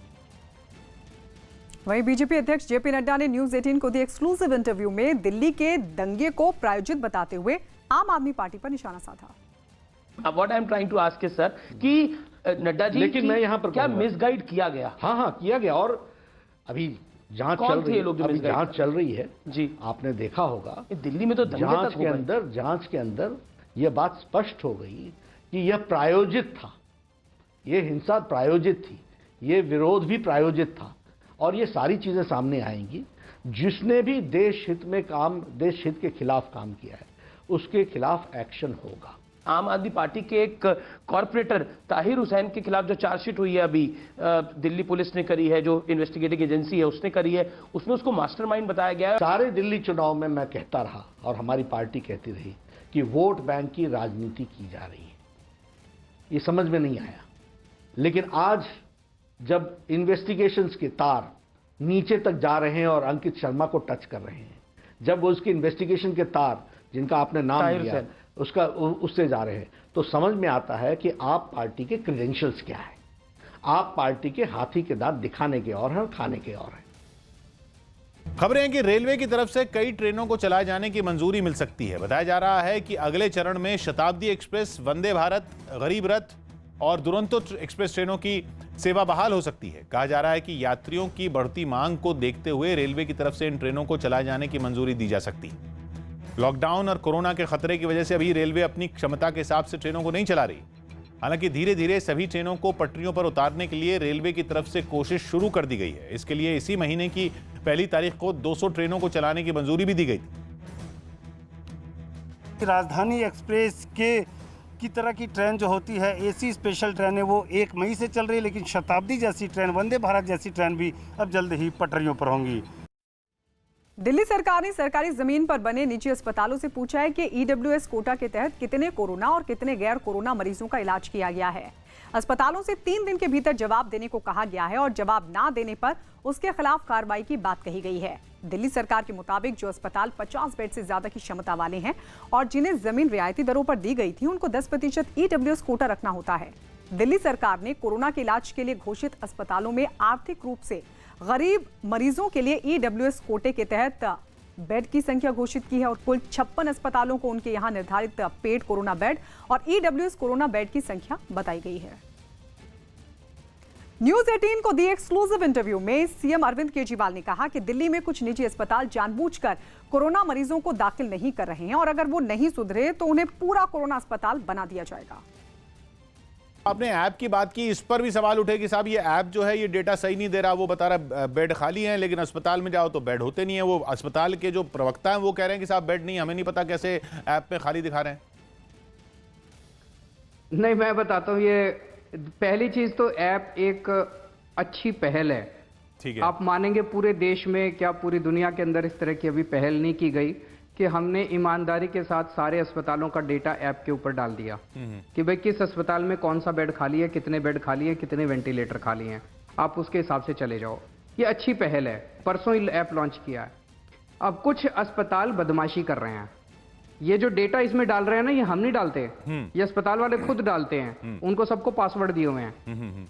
कुछ अस्पताल वाले अपने अस्पताल में कोविड के पेशेंट्स का इलाज नहीं करना चाहते, अच्छा। उनके जो भी कारण रहे हों, तो अभी थोड़ा सा उनको मनाने की कोशिश कर रहे हैं कि मान जाएं, और अगर नहीं मानेंगे तो सख्ती करनी पड़ेगी। कुछ अस्पतालों ने कहा कि हमें 20% से दिक्कत है, अच्छा 20% नहीं करना चाहते आप, तो ठीक है, कल तक का टाइम देते हैं। जो जो 20% नहीं कर सकते उनको 100% कर देंगे, फिर उनको पूरा कोविड डिक्लेयर कर देंगे।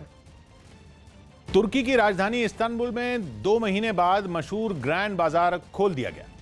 कोरोना महामारी की वजह से दुनिया के सबसे पुराने बाजारों में एक ग्रैंड बाजार को भी बंद कर दिया गया था, जिसके खुलते ही बड़ी संख्या में लोग खरीदारी करने पहुंच गए। लोगों की भीड़ से करीब 2 महीने बाद बाजार में रौनक दिखी। दुकानदार भी इससे काफी खुश दिखाई दिए, लेकिन बाजार में दाखिल होने से पहले सभी लोगों के तापमान की जांच की गई और मास्क पहने लोगों को ही अंदर जाने दिया गया। बताया गया कि इस बाजार में 3000 दुकानें हैं और रोजाना लाखों लोग खरीदारी करने पहुंचते हैं। हालांकि कोरोना की वजह से फिलहाल इतनी भीड़ नहीं होगी। खबर है कि इस बाजार के अलावा सभी रेस्टोरेंट और पार्कों को भी खोल दिया गया, साथ ही लोगों के यात्रा करने पर लगी रोक को भी हटा लिया गया।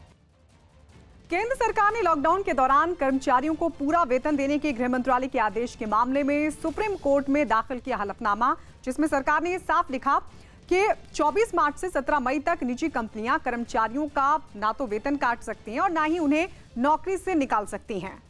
सुनवाई के दौरान सुप्रीम कोर्ट में सरकार ने बताया कि जब लॉकडाउन शुरू हुआ था तब कर्मचारियों के हितों को देखते हुए 24 मार्च को ये अधिसूचना जारी की गई थी, लेकिन कर्मचारियों को पूरा वेतन देने की शर्त को 17 मई को हटा दिया गया था। मतलब ये कि 54 दिनों के लिए ये आदेश लागू माना जाएगा। इससे पहले निजी कंपनियों ने गृह मंत्रालय के लॉकडाउन के दौरान कर्मचारियों के वेतन नहीं काटने और उन्हें नौकरी से नहीं निकालने के आदेश को सुप्रीम कोर्ट में चुनौती दी थी, जिसमें कंपनियों ने सरकार पर आदेश थोपने का आरोप लगाया और ये दलील दी कि लॉकडाउन से उनकी आर्थिक स्थिति ऐसी नहीं है कि वो अपने कर्मचारियों को तनख्वाह दे सकें। इस मामले में सुप्रीम कोर्ट अब 12 जून को अपना फैसला सुनाएगी, लेकिन तब तक कंपनियों के खिलाफ सरकार की तरफ से कोई कार्रवाई नहीं होगी। लखनऊ में सर्राफा कारोबारियों ने नए दिशा निर्देशों के तहत करीब 2.5 महीने बाद अपनी दुकानें खोली, लेकिन गहनों की दुकानों को खोलने से पहले लखनऊ सर्राफा एसोसिएशन ने कोरोना से बचने और लूट की घटनाओं को रोकने के लिए नई गाइडलाइन जारी की, जिसके तहत गहनों की दुकानों में खरीदारी के लिए आने वाले लोगों के लिए मास्क पहनना, सोशल डिस्टेंसिंग बनाए रखना और अपना नाम पता लिखवाना जरूरी कर दिया गया। लखनऊ सर्राफा एसोसिएशन की तरफ से जारी किए गए नए दिशा निर्देशों का दुकानदार पालन करते भी दिखे। गहनों की एक दुकान पर खरीदारी के लिए पहुंचे एक आदमी की हर तरह से जांच की गई।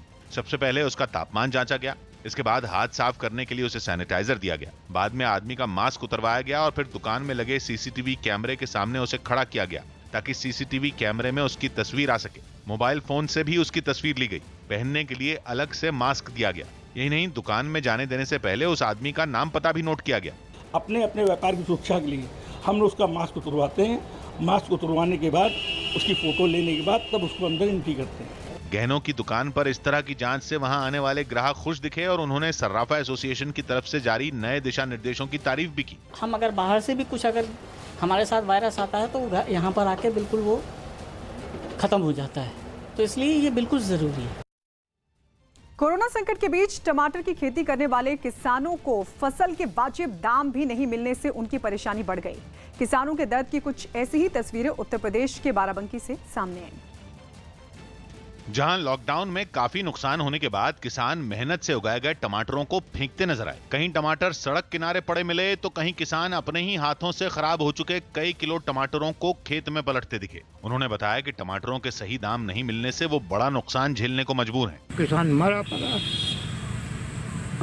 मर गया, जिंदा नहीं हन, खेती के पीछे जो घर में रहा वो लगा दी हन। जो किसान टमाटर बेचने के लिए निकले भी वो भी खरीदार नहीं मिलने की वजह से परेशान होते दिखाई दिए। पिछले वर्ष अच्छा मुनाफा हुआ था, इस बार तो लागत भी नहीं वापस हो रही। राजस्थान के भीलवाड़ा में स्वास्थ्य कर्मियों का कोरोना मरीजों के लिए अस्पताल के आइसोलेशन वार्ड में भजन गाने का एक वीडियो सामने आया। वीडियो में पीपी किट पहने स्वास्थ्य कर्मी भजन गाते नजर आए, जहां कोरोना मरीज भी उनका साथ दे रहे थे। मरीजों का तनाव दूर करने और उनका हौसला बढ़ाने के लिए स्वास्थ्य कर्मियों ने ये तरीका अपनाया।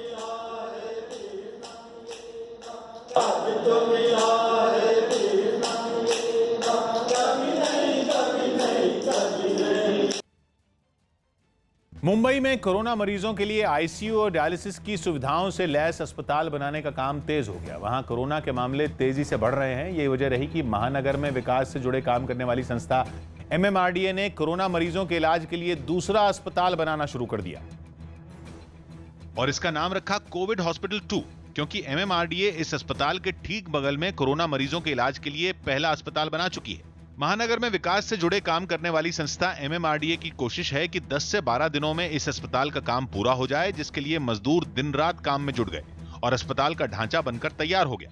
कोविड-19 सेकेंड हॉस्पिटल जो है वो MMRDA की तरफ से बनाया जा रहा है। देखिए स्ट्रक्चर का काम चल रहा है और माना ये जा रहा है कि 10 से 12 दिनों में ये बनकर तैयार हो जाएगा। 950 बेड वाले इस अस्पताल में आईसीयू और डायलिसिस की सुविधा भी होगी। साथ ही दावा किया गया कि ये अस्पताल पहले वाले अस्पताल से कई मायनों में बेहतर होगा। तो ये पहले से तो काफी अच्छा हॉस्पिटल और मजबूत बनेगा। दूसरी चीज ये है कि इसमें हम आईसीयू की फैसिलिटी दे रहे हैं और इसमें डायलिसिस की फैसिलिटी दे रहे हैं, जो कि पहले हॉस्पिटल में नहीं था। मुंबई में बारिश की वजह से लोगों को काफी दिक्कत होती है, इसलिए कोरोना मरीजों के इलाज के लिए बने इस अस्पताल में इस बात का भी खास ख्याल रखा गया। जो भी मुंबई की बारिश है, एक्सट्रीम वेदर जो मुंबई का होता है बारिश के समय का, उसमें भी यह हॉस्पिटल पूरी तरीके से सस्टेन करने के लिए बनाया गया। जयपुर के सवाई मानसिंह अस्पताल में भर्ती 42 कोरोना मरीजों को डॉक्टरों ने होम्योपैथी की दवा से ठीक करने का दावा किया। होम्योपैथी यूनिवर्सिटी के डॉक्टरों ने बताया कि इन दवाओं के इस्तेमाल से पहले उन्होंने राजस्थान सरकार से मंजूरी ली थी, जिसके बाद उन्होंने कोरोना मरीजों को ठीक करने के लिए उन्हें होम्योपैथी की दवाएं दी। डॉक्टरों ने यह भी बताया कि इन दवाओं से ज्यादातर मरीज करीब 5 दिन में ठीक हो गए, जिसके बाद उन्हें अस्पताल से छुट्टी दे दी गई। SMS में जो ऑलरेडी स्टैंडर्ड प्रोटोकॉल की मेडिसिन चल रही थी उनके साथ साथ ही हमने दवाइयाँ दी थी, बट जो बेनिफिट रहा, रिकवरी रेट बहुत फास्ट रही और मरीज कंपैरेटिवली जल्दी नेगेटिव हुए। सीरिया के इदलिब में कुछ कलाकारों ने जॉर्ज फ्लॉयड की एक पेंटिंग बनाकर उन्हें श्रद्धांजलि दी। 25 मई को अमेरिका के मिनेसोटा में अफ्रीकी मूल के अमेरिकी नागरिक जॉर्ज फ्लॉयड की पुलिस हिरासत में मौत हो गई, जिसके बाद सीरिया के 3 कलाकारों ने एक दीवार पर जॉर्ज फ्लॉयड की तस्वीर बनाकर उसे श्रद्धांजलि दी। कलाकारों ने खंडहर हो चुके एक मकान की दीवार पर उसकी एक बड़ी पेंटिंग बनाई और उसके बगल में संदेश लिखकर पूरी घटना की निंदा की। साथ ही उन्होंने लोगों से रंग के आधार पर भेदभाव बंद करने की अपील भी की। طبعا جورج فلويد مات خنقا تحت قدم الشرطة نحن بمدينة بنش। खंडहर हो चुके जिस मकान की दीवार पर कलाकारों ने ये पेंटिंग बनाई वो तुर्की के समर्थन वाले विद्रोहियों और सीरिया की सेना के बीच हुए हमले में बर्बाद हो गया था, जिसका मलबा अब भी वहां बिखरा नजर आया। निजी कंपनियों में वेतन नहीं काटने के मुद्दे पर सुप्रीम कोर्ट 12 जून को सुनाएगा फैसला। केंद्र सरकार ने सुप्रीम कोर्ट में एक हलफनामा दाखिल किया और बताया कि निजी कंपनी में किसी कर्मचारी का वेतन नहीं काटने का फैसला लॉकडाउन में 17 मई तक ही लागू था। सरकार के मुताबिक इसके बाद कंपनी अपने आर्थिक हालात को देखते हुए फैसले ले सकती है। इससे पहले कुछ कारोबारियों ने एक याचिका दाखिल कर लॉकडाउन में काम बंद होने की दलील देते हुए कर्मचारियों को वेतन देने में मुश्किल होने की बात कही थी। अब इस मामले पर अदालत 12 जून को अपना फैसला सुनाएगी। दिल्ली के पास यूपी के गौतम बुद्ध नगर जिले में बीजेपी के कुछ कार्यकर्ताओं ने पुलिस पर उनके नेता को बिना वजह पकड़ने का आरोप लगाया और वो सेक्टर 24 पुलिस स्टेशन के बाहर धरने पर बैठ गए। हमारा कार्यकर्ता को उठा लिया गया बिना किसी कारण से और अननोन प्लेस पे डाला गया, उसे वापस लाएं। प्रधानमंत्री मोदी के निजी सचिव और 1996 बैच के IAS अधिकारी राजीव टोपनो को भारत की तरफ से वर्ल्ड बैंक में वरिष्ठ सलाहकार नियुक्त किया गया। दिल्ली सरकार ने 3 और निजी अस्पतालों को कोरोना वायरस के मरीजों का इलाज करने वाले अस्पतालों में बदल दिया। साथ ही सरकार ने दूसरे निजी अस्पतालों को भी 20% बिस्तर कोरोना वायरस के मरीजों के लिए रखने का निर्देश दिया और ऐसा नहीं करने वाले अस्पतालों को कार्रवाई करने की चेतावनी दी। तीनों हॉस्पिटल्स को हमने फुल्ली कोविड हॉस्पिटल में कन्वर्ट कर दिया है। अब यहाँ केवल कोविड के मरीजों का इलाज होगा। मध्य प्रदेश के बड़वानी जिले में नियमों की अनदेखी करने के आरोप में घिरे 5 पुलिस वालों की मुश्किल बढ़ गई। जिस थाना प्रभारी के ट्रांसफर के बाद 28 मई को ये जुलूस निकाला गया था, उसे भी निलंबित करने के आदेश दे दिए गए हैं। क्योंकि जुलूस का जो वीडियो सामने आया उसमें थाना प्रभारी अनिल बामनिया भी शामिल दिखे। जुलूस में शामिल एक आदमी ढोल बजाता दिखाई दिया, जबकि फूलों की माला पहने थाना प्रभारी हाथ जोड़कर शहर की सड़कों से गुजरते रहे। उनके साथ मौजूद पुलिस वाले भी लापरवाह नजर आए और किसी ने भी सावधानी नहीं बरती। कुछ पुलिस वालों ने तो चेहरे पर मास्क भी नहीं लगाया। खुद थाना प्रभारी भी बिना मास्क लगाए शहर की सड़कों पर घूमते रहे। एक जगह तो उनके ट्रांसफर से दुखी महिला रोते हुए उनके गले लग गई। फूट फूट कर रोती इस महिला के चेहरे पर भी मास्क नहीं दिखा, जबकि थाना प्रभारी भी नियमों को लेकर लापरवाह नजर आए। शहर के अलग अलग इलाकों से गुजरते थाना प्रभारी से मिलने कई लोग पहुंचे और किसी ने भी नियमों पर ध्यान नहीं दिया। अमेरिका के सैन फ्रांसिस्को में झाड़ियों में लगी आग ने कई मकानों को अपनी चपेट में ले लिया। झाड़ियों में ये आग कैसे भड़की, अभी इसका पता नहीं चल सका है। लेकिन आग इतनी भीषण थी कि उससे निकलने वाले काले धुएं ने आसपास के पूरे इलाके को अपने अंदर ढक लिया। झाड़ियों में लगी आग तेजी से फैलती हुई रिहायशी इलाकों तक पहुंच गई और वहां के कई घरों को अपनी चपेट में ले लिया, जिसके बाद फायर ब्रिगेड की कई टीमें फौरन वहां पहुंची और आग बुझाने के काम में जुट गईं। घरों में लगी आग तो बुझा ली गई, लेकिन वहां पर खतरा अब भी बना हुआ है, जिसे देखते हुए एहतियातन कई घरों को खाली करवा लिया गया। बताया गया कि झाड़ियों में लगी आग 300 एकड़ से भी ज्यादा बड़े इलाके में फैल चुकी है, जिसे बुझाने के काम में 200 से ज्यादा दमकल कर्मियों को लगाया गया। महाराष्ट्र में आए निसर्ग तूफान के बाद प्रभावित जिलों में एनडीआरएफ ने राहत और बचाव का काम तेज कर दिया। महाराष्ट्र के रायगढ़ जिले में निसर्ग तूफान से सबसे ज्यादा नुकसान हुआ। रायगढ़ में तूफान की वजह से 2 लोगों की मौत भी हो गई, जबकि वहां कई मकानों को भी इस तूफान में नुकसान पहुंचा। बहुत सारे जो कच्चे घर हैं उनका नुकसान हुआ है, बिकॉज विंड की स्पीड 110, 120 और कुछ वक्त में उससे भी ज्यादा थी। रत्नागिरी जिले में भी तूफान की वजह से कई पेड़ गिर गए। पेड़ों के गिरने से कई रास्ते बंद हो गए। एनडीआरएफ के जवान भारी भरकम पेड़ों को काट कर सड़कों से हटाते नजर आए। रत्नागिरी की तरह ठाणे में भी सड़कों और कच्चे मकानों पर गिरे पेड़ों और बिजली के खंभों को हटाने का काम जारी रहा। पालघर में लगातार बारिश होने की वजह से राहत और बचाव के काम में एनडीआरएफ को काफी मुश्किल का सामना करना पड़ा। पीके के नाम से मशहूर चुनावी रणनीतिकार प्रशांत किशोर के नाम पर पंजाब में राजनीतिक सरगर्मी तेज हो गई है। प्रशांत किशोर ने 2017 के विधानसभा चुनाव में कांग्रेस के प्रचार की रणनीति तैयार की थी, लेकिन न्यूज 18 को सूत्रों से मिली जानकारी के मुताबिक पंजाब में कांग्रेस के नेता 2022 के विधानसभा चुनावों में प्रशांत किशोर से पीछा छुड़ाना चाहते हैं। और चर्चा यह है कि पंजाब में कांग्रेस के कई विधायक सीएम कैप्टन अमरिंदर सिंह तक ये बात पहुंचा चुके हैं। हालांकि ये प्रशांत किशोर ही थे जिन्होंने 2017 के चुनाव में कांग्रेस के लिए पंजाब द कैप्टन नारा दिया था। साथ ही उन्होंने कॉफी विद कैप्टन अभियान की रूपरेखा भी तय की थी। हालांकि उस वक्त भी ऐसी खबरें सामने आई थी कि पंजाब में कांग्रेस के नेता पार्टी के अंदरूनी मामलों और चुनाव से जुड़े जो अहम फैसले हैं उनमें प्रशांत किशोर की दखल से खुश नहीं हैं। लेकिन 2022 के चुनाव में प्रशांत किशोर के बारे में अभी कांग्रेस ने कोई फैसला नहीं किया है और प्रशांत किशोर ने भी अपने पत्ते नहीं खोले हैं। जबकि चर्चा यह भी है कि 2022 में पंजाब में सरकार बनाने का दावा कर रही आम आदमी पार्टी प्रशांत किशोर की सेवाएं लेना चाहती है, जिन्होंने इसी साल फरवरी में हुए दिल्ली विधानसभा चुनाव में आम आदमी पार्टी के लिए रणनीति तैयार की थी। कैप्टन अमरिंदर सिंह के बैठे हुए फॉर्च्यून्स को अगर 2017 में उन्होंने उठाया तो सिर्फ और सिर्फ प्रशांत किशोर की जो स्ट्रेटजी थी उसकी वजह से उठा। और लेकिन ऐसा भी नहीं है कि आम आदमी पार्टी अपने दम पे इस इलेक्शन लड़ने में सक्षम नहीं है। वहीं पंजाब कांग्रेस ने दावा किया कि 2017 में कांग्रेस को अपने नेताओं की रणनीति और कार्यकर्ताओं की मेहनत से जीत मिली। साथ ही ये भी साफ किया कि प्रशांत किशोर के बारे में अभी पार्टी में किसी भी स्तर पर कोई चर्चा नहीं हुई है। अरे कांग्रेस पार्टी अपनी रणनीति से जीतती है, ये बाकी लोग पेड होते हैं, वो अपनी सर्विसेज देते हैं, अलग अलग लोगों से हम सर्विस लेते हैं, वो अलग बातें हैं, वो प्रोफेशनल चीज़ें हैं। प्रोफेशनल चीज़ों को प्रोफेशनल रहने दीजिए। जम्मू कश्मीर के राजौरी में मेडिकल कॉलेज और अस्पताल में एक कोरोना मरीज के मिलने से हड़कंप मच गया। आनंद फारन में प्रशासन ने अस्पताल को सील कर दिया और पूरे अस्पताल को सैनिटाइज किया गया। इसके लिए एक आदमी अस्पताल के हर कोने में केमिकल का छिड़काव करता दिखाई दिया। साथ ही अस्पताल में इमरजेंसी सेवाओं को छोड़कर दूसरे सभी तरह के काम बंद कर दिए गए।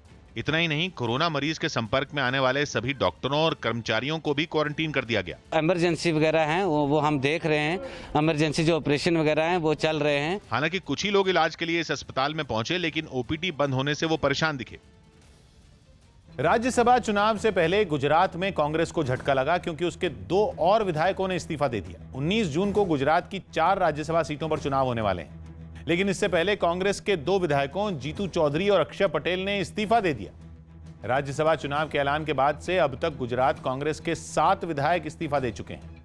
यही नहीं, खबर है कि आने वाले दिनों में कांग्रेस के कुछ और विधायक इस्तीफा दे सकते हैं। और अगर ऐसा हुआ तो बीजेपी के लिए राज्यसभा की तीसरी सीट जीतना आसान हो जाएगा, क्योंकि कांग्रेस के 2 विधायकों के इस्तीफे के बाद उसके विधायकों की संख्या 68 रह गई। और अगर कांग्रेस के विधायकों के इस्तीफों का सिलसिला जारी रहा और कांग्रेस विधायकों की संख्या 66 या उससे कम हो गई तो उसके लिए भी राज्यसभा की दूसरी सीट जीत पाना मुश्किल हो जाएगा, क्योंकि चुनावी गणित के हिसाब से वहां एक सीट जीतने के लिए 34 विधायकों के वोट की जरूरत पड़ती। गुजरात विधानसभा में बीजेपी के 103 विधायक हैं और राज्यसभा की 3 सीटें जीतने के लिए उसे 106 विधायकों की वोट की जरूरत है। वो कह रहे हैं कि आप हमें कहीं छोड़ ही नहीं रहे, गुजरात में भी 2 एमएलए ले लिए। ऐसा है कि ये जहां तक छोड़ने का सवाल है, लोग मेरे पास आ जाए, मैं क्या करूं जी? ये तो आपको देखना है ना कि आपका घर कैसा रहता है। It is whose responsibility. कल को कोई चला जाए हमारे यहां से तो हम क्या कहेंगे? हम आत्मचिंतन करेंगे, will think about it. Delhi में कोरोना मरीजों और उनके संपर्क में आने वाले लोगों की निगरानी के लिए सर्विलांस हब बनाया गया। बताया गया कि कोरोना के मरीजों की संख्या और मौत का आंकड़ा तेजी से बढ़ने की वजह से इसे बनाया गया।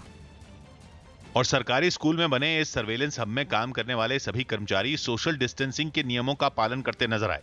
काम करते समय सभी कर्मचारी मास्क लगाए थे और एक दूसरे से जरूरी दूरी बनाकर बैठे थे। बताया गया इस सर्वेलेंस हब में डेटा एंट्री करने वाले ऑपरेटर, डॉक्टरों की टीम और स्वास्थ्य कर्मी काम कर रहे हैं, जो कोरोना मरीजों और उनके संपर्क में आए लोगों की निगरानी करेंगे ताकि उन्हें समय पर मेडिकल सुविधाएं दी जा सकें। साथ ही इस सर्वेलेंस हब में उनका रिकॉर्ड भी रखा जाएगा। उसी हिसाब से डेथ्स भी बढ़ रही हैं, तो एक अपडेटेड डेटाबेस मैनेजमेंट जिसके बेसिस पे लोगों को इफेक्टिव मेडिकल असिस्टेंस प्रोवाइड की जा सके। बताया गया कि 1.5 महीने से मेहरौली में काम कर रहे इस सर्वेलेंस हब को हाल ही में साकेत में एक स्कूल में शिफ्ट किया गया है ताकि बड़े स्तर पर काम किया जा सके। पाकिस्तान की खुफिया एजेंसी आईएसआई पर भारत के डिप्टी हाई कमिश्नर गौरव आलूवालिया पर नजर रखने का आरोप लगा है। इस्लामाबाद में गौरव आलूवालिया की गाड़ी का पीछा करते एक बाइक सवार का तो वीडियो सामने आया ही। बताया जा रहा है कि यह वीडियो पाकिस्तान में भारत के डिप्टी हाई कमिश्नर गौरव आलूवालिया ने ही बनाया। इस वीडियो में उनकी गाड़ी से कुछ दूरी पर एक आदमी को मोटरसाइकिल पर उनका पीछा करते हुए देखा गया। काफी देर तक मोटरसाइकिल सवार ने गौरव आलूवालिया की गाड़ी का पीछा किया। इसके अलावा उनके घर के बाहर भी कुछ लोगों को देखा गया। ये लोग उनकी गाड़ी पर नजर रखते हुए भी दिखाई दिए। कहा जा रहा है कि उनके घर के बाहर और गाड़ी का पीछा करने वाले सभी लोग आईएसआई के एजेंट हैं, जो पाकिस्तान में भारत के डिप्टी हाई कमिश्नर पर नजर रख रहे हैं और उन्हें परेशान किया जा रहा है। कोरोना मरीजों के इलाज के लिए रेल मंत्रालय ने एक ट्रेन को अस्पताल में बदलकर उसे दिल्ली सरकार को सौंपने के लिए तैयार कर दिया। दिल्ली सरकार ने केंद्र से कोरोना के बिना लक्षण वाले मरीजों के लिए ऐसी ट्रेन की मांग की थी जिसका इस्तेमाल आइसोलेशन वार्ड के रूप में किया जा सके। और मांग के मुताबिक दिल्ली के शकूर बस्ती के कोच केयर सेंटर में खड़ी ये ट्रेन अस्पताल में बदली नजर आई। ये रेलवे के शकूर बस्ती का कोच केयर सेंटर है। यहाँ पर एक कोविड हॉस्पिटल जो कि ट्रेन में तैयार किया गया वो बिल्कुल तैयार है दिल्ली सरकार को हैंडओवर करने के लिए। मरीजों को कोच तक पहुंचाने के लिए रैंप से लेकर आपस में जरूरी दूरी बनाकर आने जाने के निशान तक लगे दिखे। बताया गया कि रेलवे ने 10 डिब्बों के इस रैक को आइसोलेशन वार्ड में बदलकर हर वो सुविधा दी जो किसी अस्पताल में होनी चाहिए। इसमें ऑक्सीजन सिलेंडर से लेकर बाथरूम तक के इंतजाम नजर आए। टोटल यहाँ 10 कोचेज हैं, हर कोच में 16 बेड हैं, तो टोटल 160 बेड हो जाएंगे। अस्पताल में बदली ये ट्रेन भीड़ भाड़ वाली जगहों से दूर ऐसी खुली जगह पर लगाई गई जहां मरीजों को ज्यादा गर्मी न लगे और साफ हवा भी मिले। यूपी के एटा में पुलिस ने हत्या का एक केस 24 घंटों में सुलझा लिया और 6 आरोपियों को हथियार के साथ गिरफ्तार भी किया। आरोपियों पर एक लड़के को घेरकर उसे गोली मारकर हत्या करने का आरोप है। हत्या के बाद पुलिस ने केस दर्ज कर आरोपियों की तलाश शुरू कर दी और कुछ ही घंटों में आरोपी गिरफ्तार भी हो गए।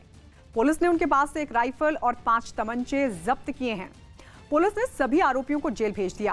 केस सुलझाने वाले पुलिसकर्मियों को 10,000 रुपए का इनाम भी दिया गया।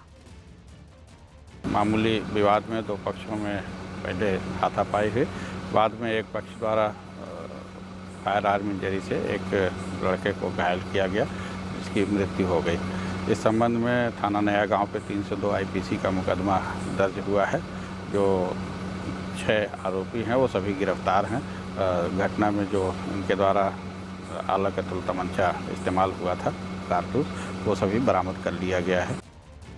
उत्तर प्रदेश के मेरठ मेडिकल कॉलेज पर लापरवाही का गंभीर आरोप लगा। आरोप यह है कि 2 दिन पहले राज्य के चिकित्सा शिक्षा मंत्री सुरेश खन्ना को अस्पताल प्रशासन ने वहां भर्ती कोरोना के संदिग्ध मरीजों से मिलवा दिया था, जिसके बाद अस्पताल प्रशासन पर सवाल उठने शुरू हो गए। चिकित्सा शिक्षा मंत्री सुरेश खन्ना का मेरठ मेडिकल कॉलेज के निरीक्षण का एक वीडियो भी सामने आया, जिसमें वो बीजेपी के कुछ नेताओं के साथ मुंह पर मास्क लगाकर मरीजों का हालचाल पूछते दिखे। वीडियो में अस्पताल के कई डॉक्टर और अधिकारी भी दिखाई दिए, लेकिन उनके इस दौरे के बाद अस्पताल में भर्ती 3 मरीज कोरोना पॉजिटिव निकले, जिसके बाद पूरे महकमे में हड़कंप मच गया। लखनऊ में तो चिकित्सा शिक्षा विभाग के कर्मचारियों ने दफ्तर जाने से इनकार कर दिया, क्योंकि कर्मचारियों का दावा है कि अस्पताल का निरीक्षण करने के बाद मंत्री सुरेश खन्ना उनके दफ्तर आए थे।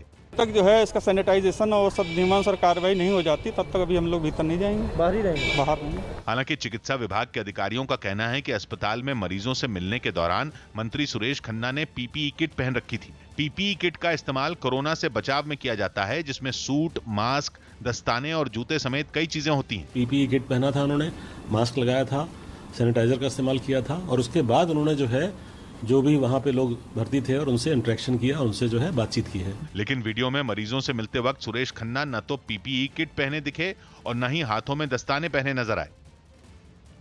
महाराष्ट्र के बाद निसर्ग तूफान आगे बढ़ता हुआ मध्य प्रदेश पहुंच गया। मध्य प्रदेश के कई जिलों में तूफान के असर की वजह से मूसलाधार बारिश हुई।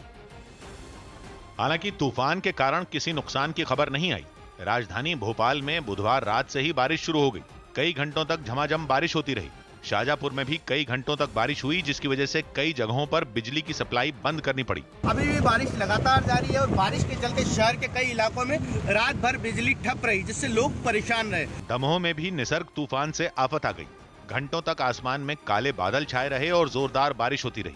मध्य प्रदेश के कई जिलों को मौसम विभाग ने पहले ही बारिश का अलर्ट दिया था, जिसकी वजह से तापमान में भी भारी गिरावट दर्ज की गई। हालांकि मध्य प्रदेश तक पहुंचने से पहले निसर्ग काफी कमजोर हो गया था, इसलिए न तो हवाओं की रफ्तार महाराष्ट्र जैसी रही और न ही किसी नुकसान की खबर आई। साइक्लोन अभी कम दबाव का क्षेत्र बनकर एमपी की तरफ रुख कर चुका है। मॉनसून से पहले हुई जोरदार बारिश के कारण लोगों को गर्मी से राहत जरूर मिली। स्वीडन की राजधानी स्टॉकहोम में जॉर्ज फ्लॉयड के लिए इंसाफ की मांग कर रहे प्रदर्शनकारियों की पुलिस से झड़प हुई। अमेरिका के जॉर्ज फ्लॉयड की बीते हफ्ते पुलिस हिरासत में मौत हो गई थी, जिसके खिलाफ स्वीडन में भी प्रदर्शन शुरू हो गए। और राजधानी स्टॉकहोम में शाही महल को घेरने की कोशिश कर रहे लोगों की पुलिस से जोरदार झड़प हो गई। पुलिस ने प्रदर्शन कर रहे लोगों पर लाठीचार्ज कर दिया। लोगों को खदेड़ने के लिए पुलिस ने मिर्च के स्प्रे का भी इस्तेमाल किया। पुलिस की इस कार्रवाई में कई लोग घायल हो गए। इससे पहले वहां हजारों लोग सड़कों पर उतरे और जोरदार प्रदर्शन किया। प्रदर्शनकारियों ने आसपास की इमारतों और सड़कों पर कब्जा जमा लिया और भेदभाव के खिलाफ नारेबाजी की। रोके जाने पर प्रदर्शनकारी भड़क गए और उनकी पुलिस से झड़प शुरू हो गई। न्यूज़ 18 को दिए एक्सक्लूसिव इंटरव्यू में दिल्ली के सीएम अरविंद केजरीवाल ने कहा कि कोरोना के लिए अस्पतालों को दिल्ली वालों के लिए रिजर्व किए जाने पर शनिवार तक फैसला होगा और लोगों के कई तरह के सुझाव आ रहे हैं। अनलॉक शुरू हुआ तो दिल्ली ने लॉक कर दिया, आपके ऐसे क्या कंसर्न्स थे? नहीं, ऐसा नहीं है।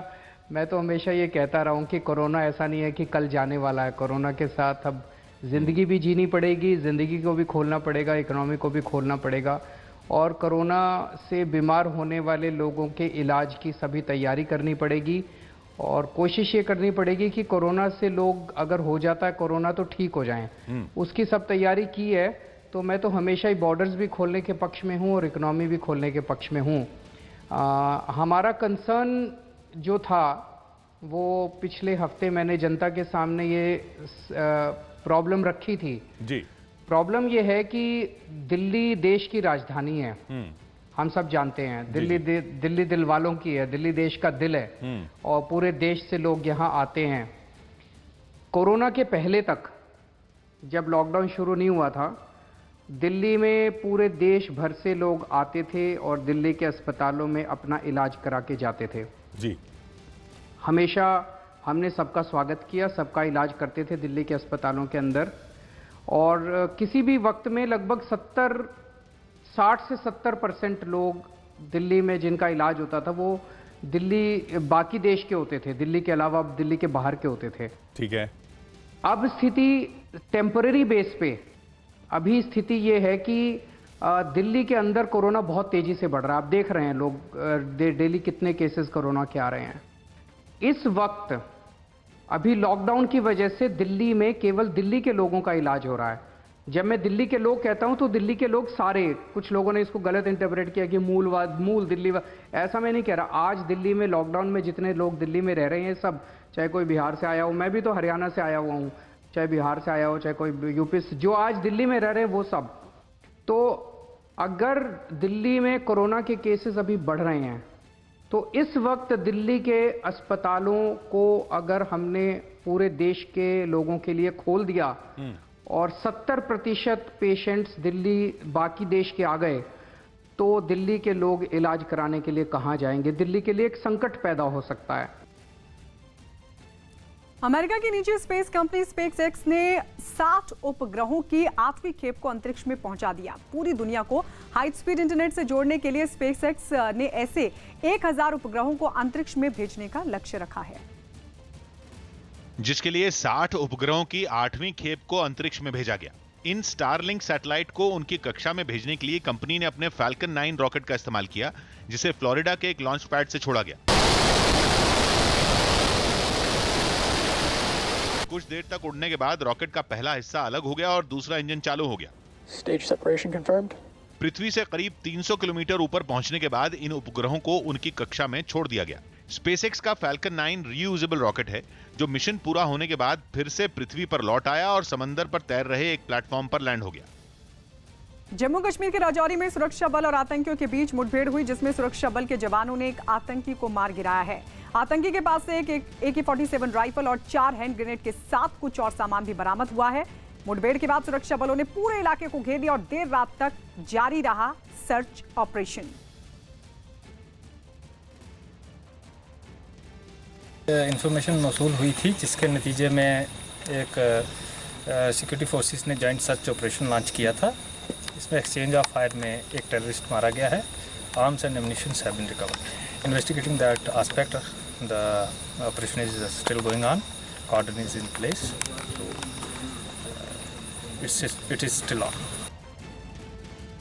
अनलॉक 1 में जिंदगी को पटरी पर लाने की कोशिश शुरू हुई तो कोलकाता में बसों के बढ़े किराए ने लोगों की मुसीबत बढ़ा दी। लोग किराया बढ़ने से परेशान दिखे, साथ ही सड़कों पर बसों की तादाद कम होने की वजह से भी नाराज नजर आए, जिसका असर सड़क से लेकर चलती बस में नजर आया। सड़कों पर लोग घंटों बसों का इंतजार करते दिखे और जैसे ही ये इंतजार खत्म होता, लोग चलती बस में ही झटपट चढ़ने की कोशिश करते नजर आते। गवर्नमेंट बस भी प्रॉपर्ली नहीं है और प्राइवेट बस भी नहीं है, और जो बस है मतलब 10 रुपया का भाड़ा 20 रुपया मांग रहे हैं। कोलकाता में बसों के किराए में दुगने तक की बढ़ोतरी कर दी गई, लेकिन लोगों का दावा है कि इसकी जानकारी अखबारों के जरिए उन्हें नहीं दी गई। इस वजह से कई यात्री कंडक्टर से बहस करते दिखे। अनलॉक 1 में प्राइवेट बसें भी कोलकाता की सड़कों पर उतर गई हैं, लेकिन नए कोविड फेयर के साथ, जहां पहले लोगों को सिर्फ 7 रुपए मिनिमम चुकाने पड़ते थे, अब 10 रुपए जो किराया 9 रुपए था उसकी जगह 15 रुपए हो गया है। असल में कोरोना की वजह से बसों में कम यात्रियों को बैठाने की शर्त रखी गई। बताया गया कि इससे होने वाले घाटे की भरपाई के लिए सरकार ने किराए में बढ़ोतरी को मंजूरी दे दी। इससे अब सबसे कम किराया 7 रुपए की जगह 10 रुपए हो गया, जबकि 10 रुपए की जगह यात्रियों को 20 रुपए देने पड़ेंगे। अमेरिका के पोर्टलैंड राज्य में अफ्रीकी मूल के नागरिक जॉर्ज फ्लॉयड की मौत पर कुछ लोगों ने मौन रखा। कुछ दिन पहले पुलिस हिरासत में जॉर्ज फ्लॉयड की मौत हो गई थी, जिसके बाद बड़ी तादाद में लोग सड़कों पर उतर आए और रास्ते पर उल्टा लेटकर जॉर्ज फ्लॉयड की मौत पर अपना विरोध जताया। सभी ने 9 मिनट का मौन रखकर उसकी आत्मा की शांति के लिए प्रार्थना की। इस दौरान कई लोगों के हाथों में पोस्टर भी दिखे, जिनमें जॉर्ज फ्लॉयड को इंसाफ देने की मांग की गई थी। मध्य प्रदेश के कई जिलों में निसर्ग तूफान की वजह से हुई बारिश में सरकारी गोदामों में खुले में रखा अनाज भीग गया। मौसम विभाग ने बारिश की चेतावनी पहले ही जारी कर दी थी। फिर भी अनाज को बारिश से बचाने के लिए कोई खास इंतजाम नहीं दिखे। भोपाल में मीडिया के कैमरे जब भीगा हुआ अनाज देखने पहुंचे तो लोग अनाज को ढकने की नाकाम कोशिशें करते दिखे, लेकिन दूर दूर तक रखी अनाज की बोरियों को बचाने के लिए ये कोशिशें नाकाफी साबित हुई।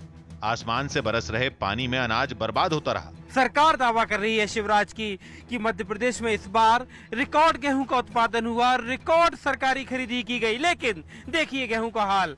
खुले में, बारिश में, खुले आसमान के नीचे गेहूं पड़ा है, भीग रहा है। जबकि इसी गोदाम में पहुंचने के लिए निकले किसानों के लिए भी ये बारिश मुसीबत बन गई। अनाज को खरीदने में हो रही देरी की वजह से किसानों को घंटों इंतजार करना पड़ा। एक तो कोरोना, ऊपर से बेमौसम की बारिश, किसान के हाल बेहाल। ये किसान पूरी रात से इंतजार कर रहे हैं, यहाँ पर गेहूं बेचने आए हैं। सड़कों पर जमे किसान बारिश से अनाज को बचाने के लिए हर मुमकिन कोशिश करते दिखे। सड़क पर ट्रैक्टरों की लंबी लाइन लगी दिखी। किसान पहले से अनाज को बचाने के लिए तिरपाल जैसी कई चीजें लेकर पहुंचे थे। काले बादल देखते ही किसानों ने अनाज को ढकना शुरू कर दिया। परेशान किसानों ने सरकारी गोदामों पर अनाज खरीदने में लापरवाही बरतने का आरोप भी लगाया। परसों दिन टोकन दे दिए, कोर्ट नंबर दे दिया, अब हम ये इसे लेके बैठे, कैसे मतलब बेचे।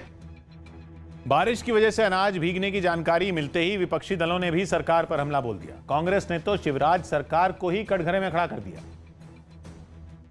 और राज्य सरकार पर अनाज खरीदने में देरी करने का आरोप लगाते हुए उसके काम करने के तरीके पर ही सवाल उठा दिए। 1.25 लाख करोड़ मीट्रिक टन हमने अनाज खरीद लिया, इतने बोरे बारदान की व्यवस्था आपने की नहीं, तो कैसे खरीद लिया? रखने की क्षमता ही मध्य प्रदेश में नहीं है, तो फिर कैसे खरीद लिया? हालांकि बचाव में उतरे शिवराज सरकार के मंत्रियों ने अनाज भीगने के लिए निसर्ग तूफान को जिम्मेदार ठहरा दिया। ये बारिश जो अभी 15-20 दिन बाद आनी थी, वो निसर्गा के कारण से बिफोर आ गई है। ये प्राकृतिक आपदा है और प्रकृति के ऊपर किसी का जोर नहीं होता है। देश भर में कोरोना मरीजों की संख्या 2.25 लाख के पार हो गई है। पिछले 24 घंटे में कोरोना के 9,851 मरीज सामने आए। वहीं पिछले 24 घंटों में कोरोना की वजह से देश भर में 273 लोगों की मौत हुई है। रवि सिंह हमारे सहयोगी जुड़ गए हैं। रवि, एक बार फिर 24 घंटे में 9,500 का आंकड़ा पार कर गया है कोरोना केसेस का। बिल्कुल, और ये अब तक के सबसे ज्यादा मामले हैं, क्योंकि एक दिन पहले ही 9,000 से ज्यादा मामले सामने आए थे 24 घंटे में, लेकिन आज और भी ज्यादा मामले सामने आए हैं। कल का भी रिकॉर्ड टूटा है, 9,851 मामले आए हैं, जबकि मौत का भी आंकड़ा अब तक का सबसे बड़ा आंकड़ा रहा है। 273 लोगों की 24 घंटे में मौत हुई है। तो ये अब तक के सबसे बड़े आंकड़े हैं। लगातार देखने को मिल रहा है पिछले कुछ समय से, कुछ एक हफ्ते से कि लगातार 8000 से ज्यादा मामले सामने आ रहे थे, लेकिन अब 9000 से ज्यादा मामले सामने आने, यानी कि आंकड़ा अब लगभग 10,000 के आसपास टच करने वाला है 24 घंटे में। बिल्कुल, तो रोज नए रिकॉर्ड बन रहे हैं कोरोना केसेस के। उद्धव ठाकरे ने निसर्ग तूफान से हुए नुकसान पर की बैठक। महाराष्ट्र के सीएम उद्धव ठाकरे ने सभी जिलों के डीएम के साथ वीडियो कॉन्फ्रेंसिंग से एक बैठक की और निसर्ग तूफान से हुए नुकसान की जानकारी ली। मध्य प्रदेश के रीवा से बीजेपी विधायक राजेंद्र शुक्ला ने मुंबई में फंसे राज्य के मजदूरों को उनके घर तक पहुंचाने के लिए सोनू सूद से मदद मांगने पर सफाई दी और दावा किया कि केंद्र की मदद से राज्य सरकार हजारों मजदूरों को प्रदेश में वापस ला चुकी है। इससे पहले राजेंद्र शुक्ला ने अपने विधानसभा क्षेत्र के कुछ लोगों को मुंबई से भेजने के लिए सोनू सूद से ट्वीट कर मदद मांगी थी, जिस पर विपक्ष ने सवाल उठाए थे।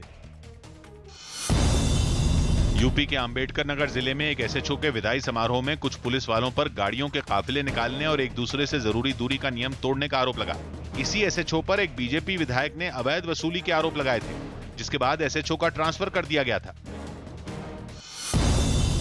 खबर है कि अमेरिका में पुलिस हिरासत में हुई एक अश्वेत नागरिक की मौत के बाद अब पोस्टमार्टम रिपोर्ट में यह बात सामने आई कि उसे कोरोना वायरस भी था। मुंबई में निसर्ग तूफान के बाद हुई भारी बारिश ने बीएमसी की तैयारियों पर सवाल खड़े कर दिए। कई इलाकों में भारी बारिश के बाद घुटनों तक पानी भर गया। मुंबई का यह हाल मॉनसून से पहले है, जब बीएमसी की तरफ से नालों की सफाई का दावा किया जा रहा है। लेकिन मुंबई मॉनसून से पहले कितनी तैयार है, यह निसर्ग तूफान के बाद हुई भारी बारिश ने दिखा दिया। मुंबई के परेल इलाके में तो घुटनों तक पानी भर गया।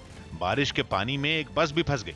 जमीनी हकीकत आप देख सकते हैं कि किस तरीके से जो बीएमसी की जो बड़े बड़े दावे थे निसर्ग तूफान को लेकर, वो पूरी तरह से उनकी पोल खुल चुकी है। ऐसा नहीं है कि सिर्फ परेल में ही सड़कों पर तालाब बन गया हो, सायन इलाके में भी भारी बारिश के बाद सड़कों पर पानी भर गया। इस वजह से लोगों को जैम की समस्या से भी जूझना पड़ा। इस तरीके की तस्वीरों से ये भी साफ हो गया है कि आने वाले मुंबई में मानसून को लेकर के बीएमसी कितना तैयार है, और अभी भी कई जगहों पर बारिश हो रही है। परेल और सायन इलाके की तरह मुंबई के खेरवाड़ी इलाके में भी लोगों का बाहर निकलना मुश्किल हो गया। मौसम विभाग ने बताया कि मुंबई को जल्द बारिश से राहत मिल जाएगी, पर यह राहत ज्यादा दिन नहीं रहेगी, क्योंकि मॉनसून मुंबई पहुंचने वाला है और सड़कों का जो हाल अभी है उसने चिंता बढ़ा दी। क्या जो मुंबई में बरसात हो रही है ये मानसून नहीं है? अभी तक मानसून ने दस्तक नहीं दी है। ये सिस्टम का बारिश है, मतलब ये साइक्लोन रिलेटेड बारिश है। जैसे मैंने बताया अभी रिमेनेंट है, उसी चलते ये बारिश दिख रही है। मुंबई में हर साल बारिश का मौसम कई इलाकों में बाढ़ की वजह बन जाता है। मॉनसून से निपटने के लिए बीएमसी की तरफ से हर साल नालों की साफ सफाई का भी दावा किया जाता है। इसके लिए मई महीने में बड़े पैमाने पर नालों की साफ सफाई होती है, लेकिन आरोप है कि इस बार कई जगहों पर नालों की सफाई नहीं की गई। बताया जा रहा है कि कई जगहों पर कोरोना की वजह से नालों के आसपास मलेरिया की दवा का छिड़काव भी नहीं हो पाया। यही वजह रही कि निसर्ग तूफान के बाद अब मॉनसून मुंबई के लोगों को डरा रहा है। मौसम विभाग का अनुमान है कि 10 जून को मॉनसून महाराष्ट्र पहुंच जाएगा, यानी नालों की साफ सफाई का जो वक्त है वो भी लगभग खत्म होने वाला है। ऐसे में कहा जा रहा है कि एक बार फिर मुंबई के कई इलाकों पर मॉनसून बाढ़ का खतरा पैदा कर सकता है, जिस पर मुंबई की मेयर किशोरी पेडनेकर ने भी सफाई दी। उन्होंने कहा कि जिन इलाकों में जल भराव है वहां पानी निकालने के लिए ज्यादा मशीनें और पंप लगाए जाएंगे। पर बीजेपी ये सवाल उठा रही है कि पानी निकालना समाधान नहीं है, क्योंकि पानी तो तभी निकाला जाएगा जब पानी भरेगा। यानी बीजेपी ये आरोप लगा रही है कि मुंबई एक बार फिर अधूरी तैयारियों का खमियाजा भुगत सकती है, जिस पर मुंबई की मेयर ने भी पलटवार किया। विरोधी पक्ष का भी काम है, वो काम बराबर करते हैं, उनको करने दो। वो काम करते इसीलिए तो हमें भी मालूम पड़ता है, और उनको जो जो बात करना है वो करने दो। वैसे वैसे हम भी काम में इम्प्रूवमेंट करेंगे। मुंबई की मेयर के पलटवार पर बीजेपी विधायक राम कदम ने मुंबई के एक नाले का वीडियो जारी करते हुए गंभीर आरोप लगाए। इस वीडियो में नाले में कूड़े का ढेर लगा हुआ नजर आया। बीएमसी के अधिकारी दावा करते हैं कि करोड़ों रुपए खर्च करके नालों की सफाई की है। फिर यह नाला है या डंपिंग ग्राउंड है? कहां गए वो करोड़ों रुपए? और शिवसेना की बीएमसी में सत्ता है, वे क्यों चुप है? राजस्थान के बाद मध्य प्रदेश के भी कई जिले टिड्डियों के हमले की चपेट में आ गए हैं, और इसी कड़ी में टिड्डियों का एक बड़ा दल उमरिया जा पहुंचा। जिसके बाद जिला प्रशासन के लोग टिड्डियों के इस दल को भगाने के काम में जुट गए। फायर ब्रिगेड के कर्मचारी ऊंचे पेड़ों पर बैठी टिड्डियों को भगाने के लिए केमिकल का छिड़काव करते दिखे। केमिकल के असर से कुछ ही देर में टिड्डियां जमीन पर मरी हुई दिखाई दी। टिड्डियों का ये दल जब रिहायशी इलाके में दाखिल हुआ तो लोगों ने बर्तनों को बजाकर टिड्डियों को भगाना शुरू कर दिया। इस दौरान एक आदमी गमछे की मदद से टिड्डियों को भगाता नजर आया। बताया गया कि टिड्डियों के इस दल ने उमरिया जिले के कई गांवों पर हमला बोला, जिनको भगाने के लिए प्रशासन ने पहले से ही तैयारी कर रखी थी। जहां तक संभव हो उनको आवाज करके, डीजे बजाकर, थालियां पीटकर, टायर जलाकर इनके द्वारा भगाया जा रहा है। तो वहीं टिड्डियों के हमले से शिवपुरी जिला भी अछूता नहीं रहा और वहां पर भी टिड्डियों के हमले को नाकाम करने के लिए प्रशासन ने बड़े पैमाने पर अभियान चलाया। इस काम में फायर ब्रिगेड की गाड़ी के अलावा एक खास तरह की मशीन का प्रयोग भी किया गया, जबकि कुछ किसान खेतों में बैठी टिड्डियों को भगाने के लिए थालियां पीटते दिखे। लोगों ने प्लानिंग करके सवेरे 4 बजे से ऑपरेशन करने का प्रयास किया।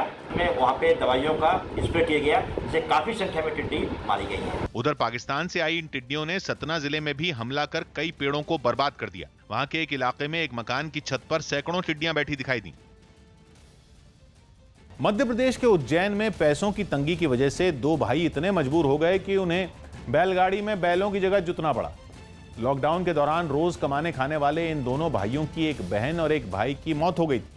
गरीबी की वजह से कई दिनों तक उनका अस्थि विसर्जन भी नहीं हुआ था, जिसके बाद दोनों भाइयों ने यह फैसला किया कि वो अपने भाई और बहन की अस्थियों का विसर्जन क्षिप्रा नदी में करेंगे। लेकिन बैल नहीं होने की वजह से उन्हें बैलगाड़ी में खुद जुतना पड़ा और दोनों भाई बैलगाड़ी खींचते हुए क्षिप्रा नदी की ओर रवाना हो गए। इस सफर में उनका परिवार भी उनके साथ था और ये सभी लोग बैलगाड़ी पर अपना सारा सामान लाद कर निकल पड़े। एक एक रुपए के लिए संघर्ष करते इस परिवार पर लॉकडाउन के दौरान मुसीबतों का पहाड़ टूट पड़ा था। पहले भाई की मौत हुई, फिर बहन की तबीयत खराब हो गई, जिसके इलाज के लिए दोनों बैल बेचने पड़े, लेकिन उसे नहीं बचाया जा सका। बेल नहीं थे, दोनों बेल बेचकर फिर मेरी बहन को जलाई, बहुत पैसे लगाए, बेल बेचकर बहन को जलाया। हाल ही में सुरक्षा बल की कार्रवाई में कई आतंकियों के मारे जाने से बौखलाए पाकिस्तान ने जम्मू कश्मीर में हमले की साजिश रची है। सूत्रों के मुताबिक पाकिस्तान एक बार फिर जम्मू कश्मीर में सुरक्षा बल के जवानों को निशाना बनाने की फिराक में है और इसके लिए पाकिस्तान ने बैट यानी कि बॉर्डर एक्शन टीम को LOC के पास फिर से सक्रिय कर दिया है। इस टीम की आड़ में पाकिस्तान आतंकियों को कश्मीर में भेजने की कोशिश कर रहा है। खबर है कि कश्मीर में घुसपैठ के लिए लश्कर, जैश और हिजब के कई आतंकी LOC पर तैयार खड़े हैं और पाकिस्तानी सेना भी लगातार सीज फायर तोड़कर इन आतंकियों को सीमा पार भेजने की कोशिश में जुटी है।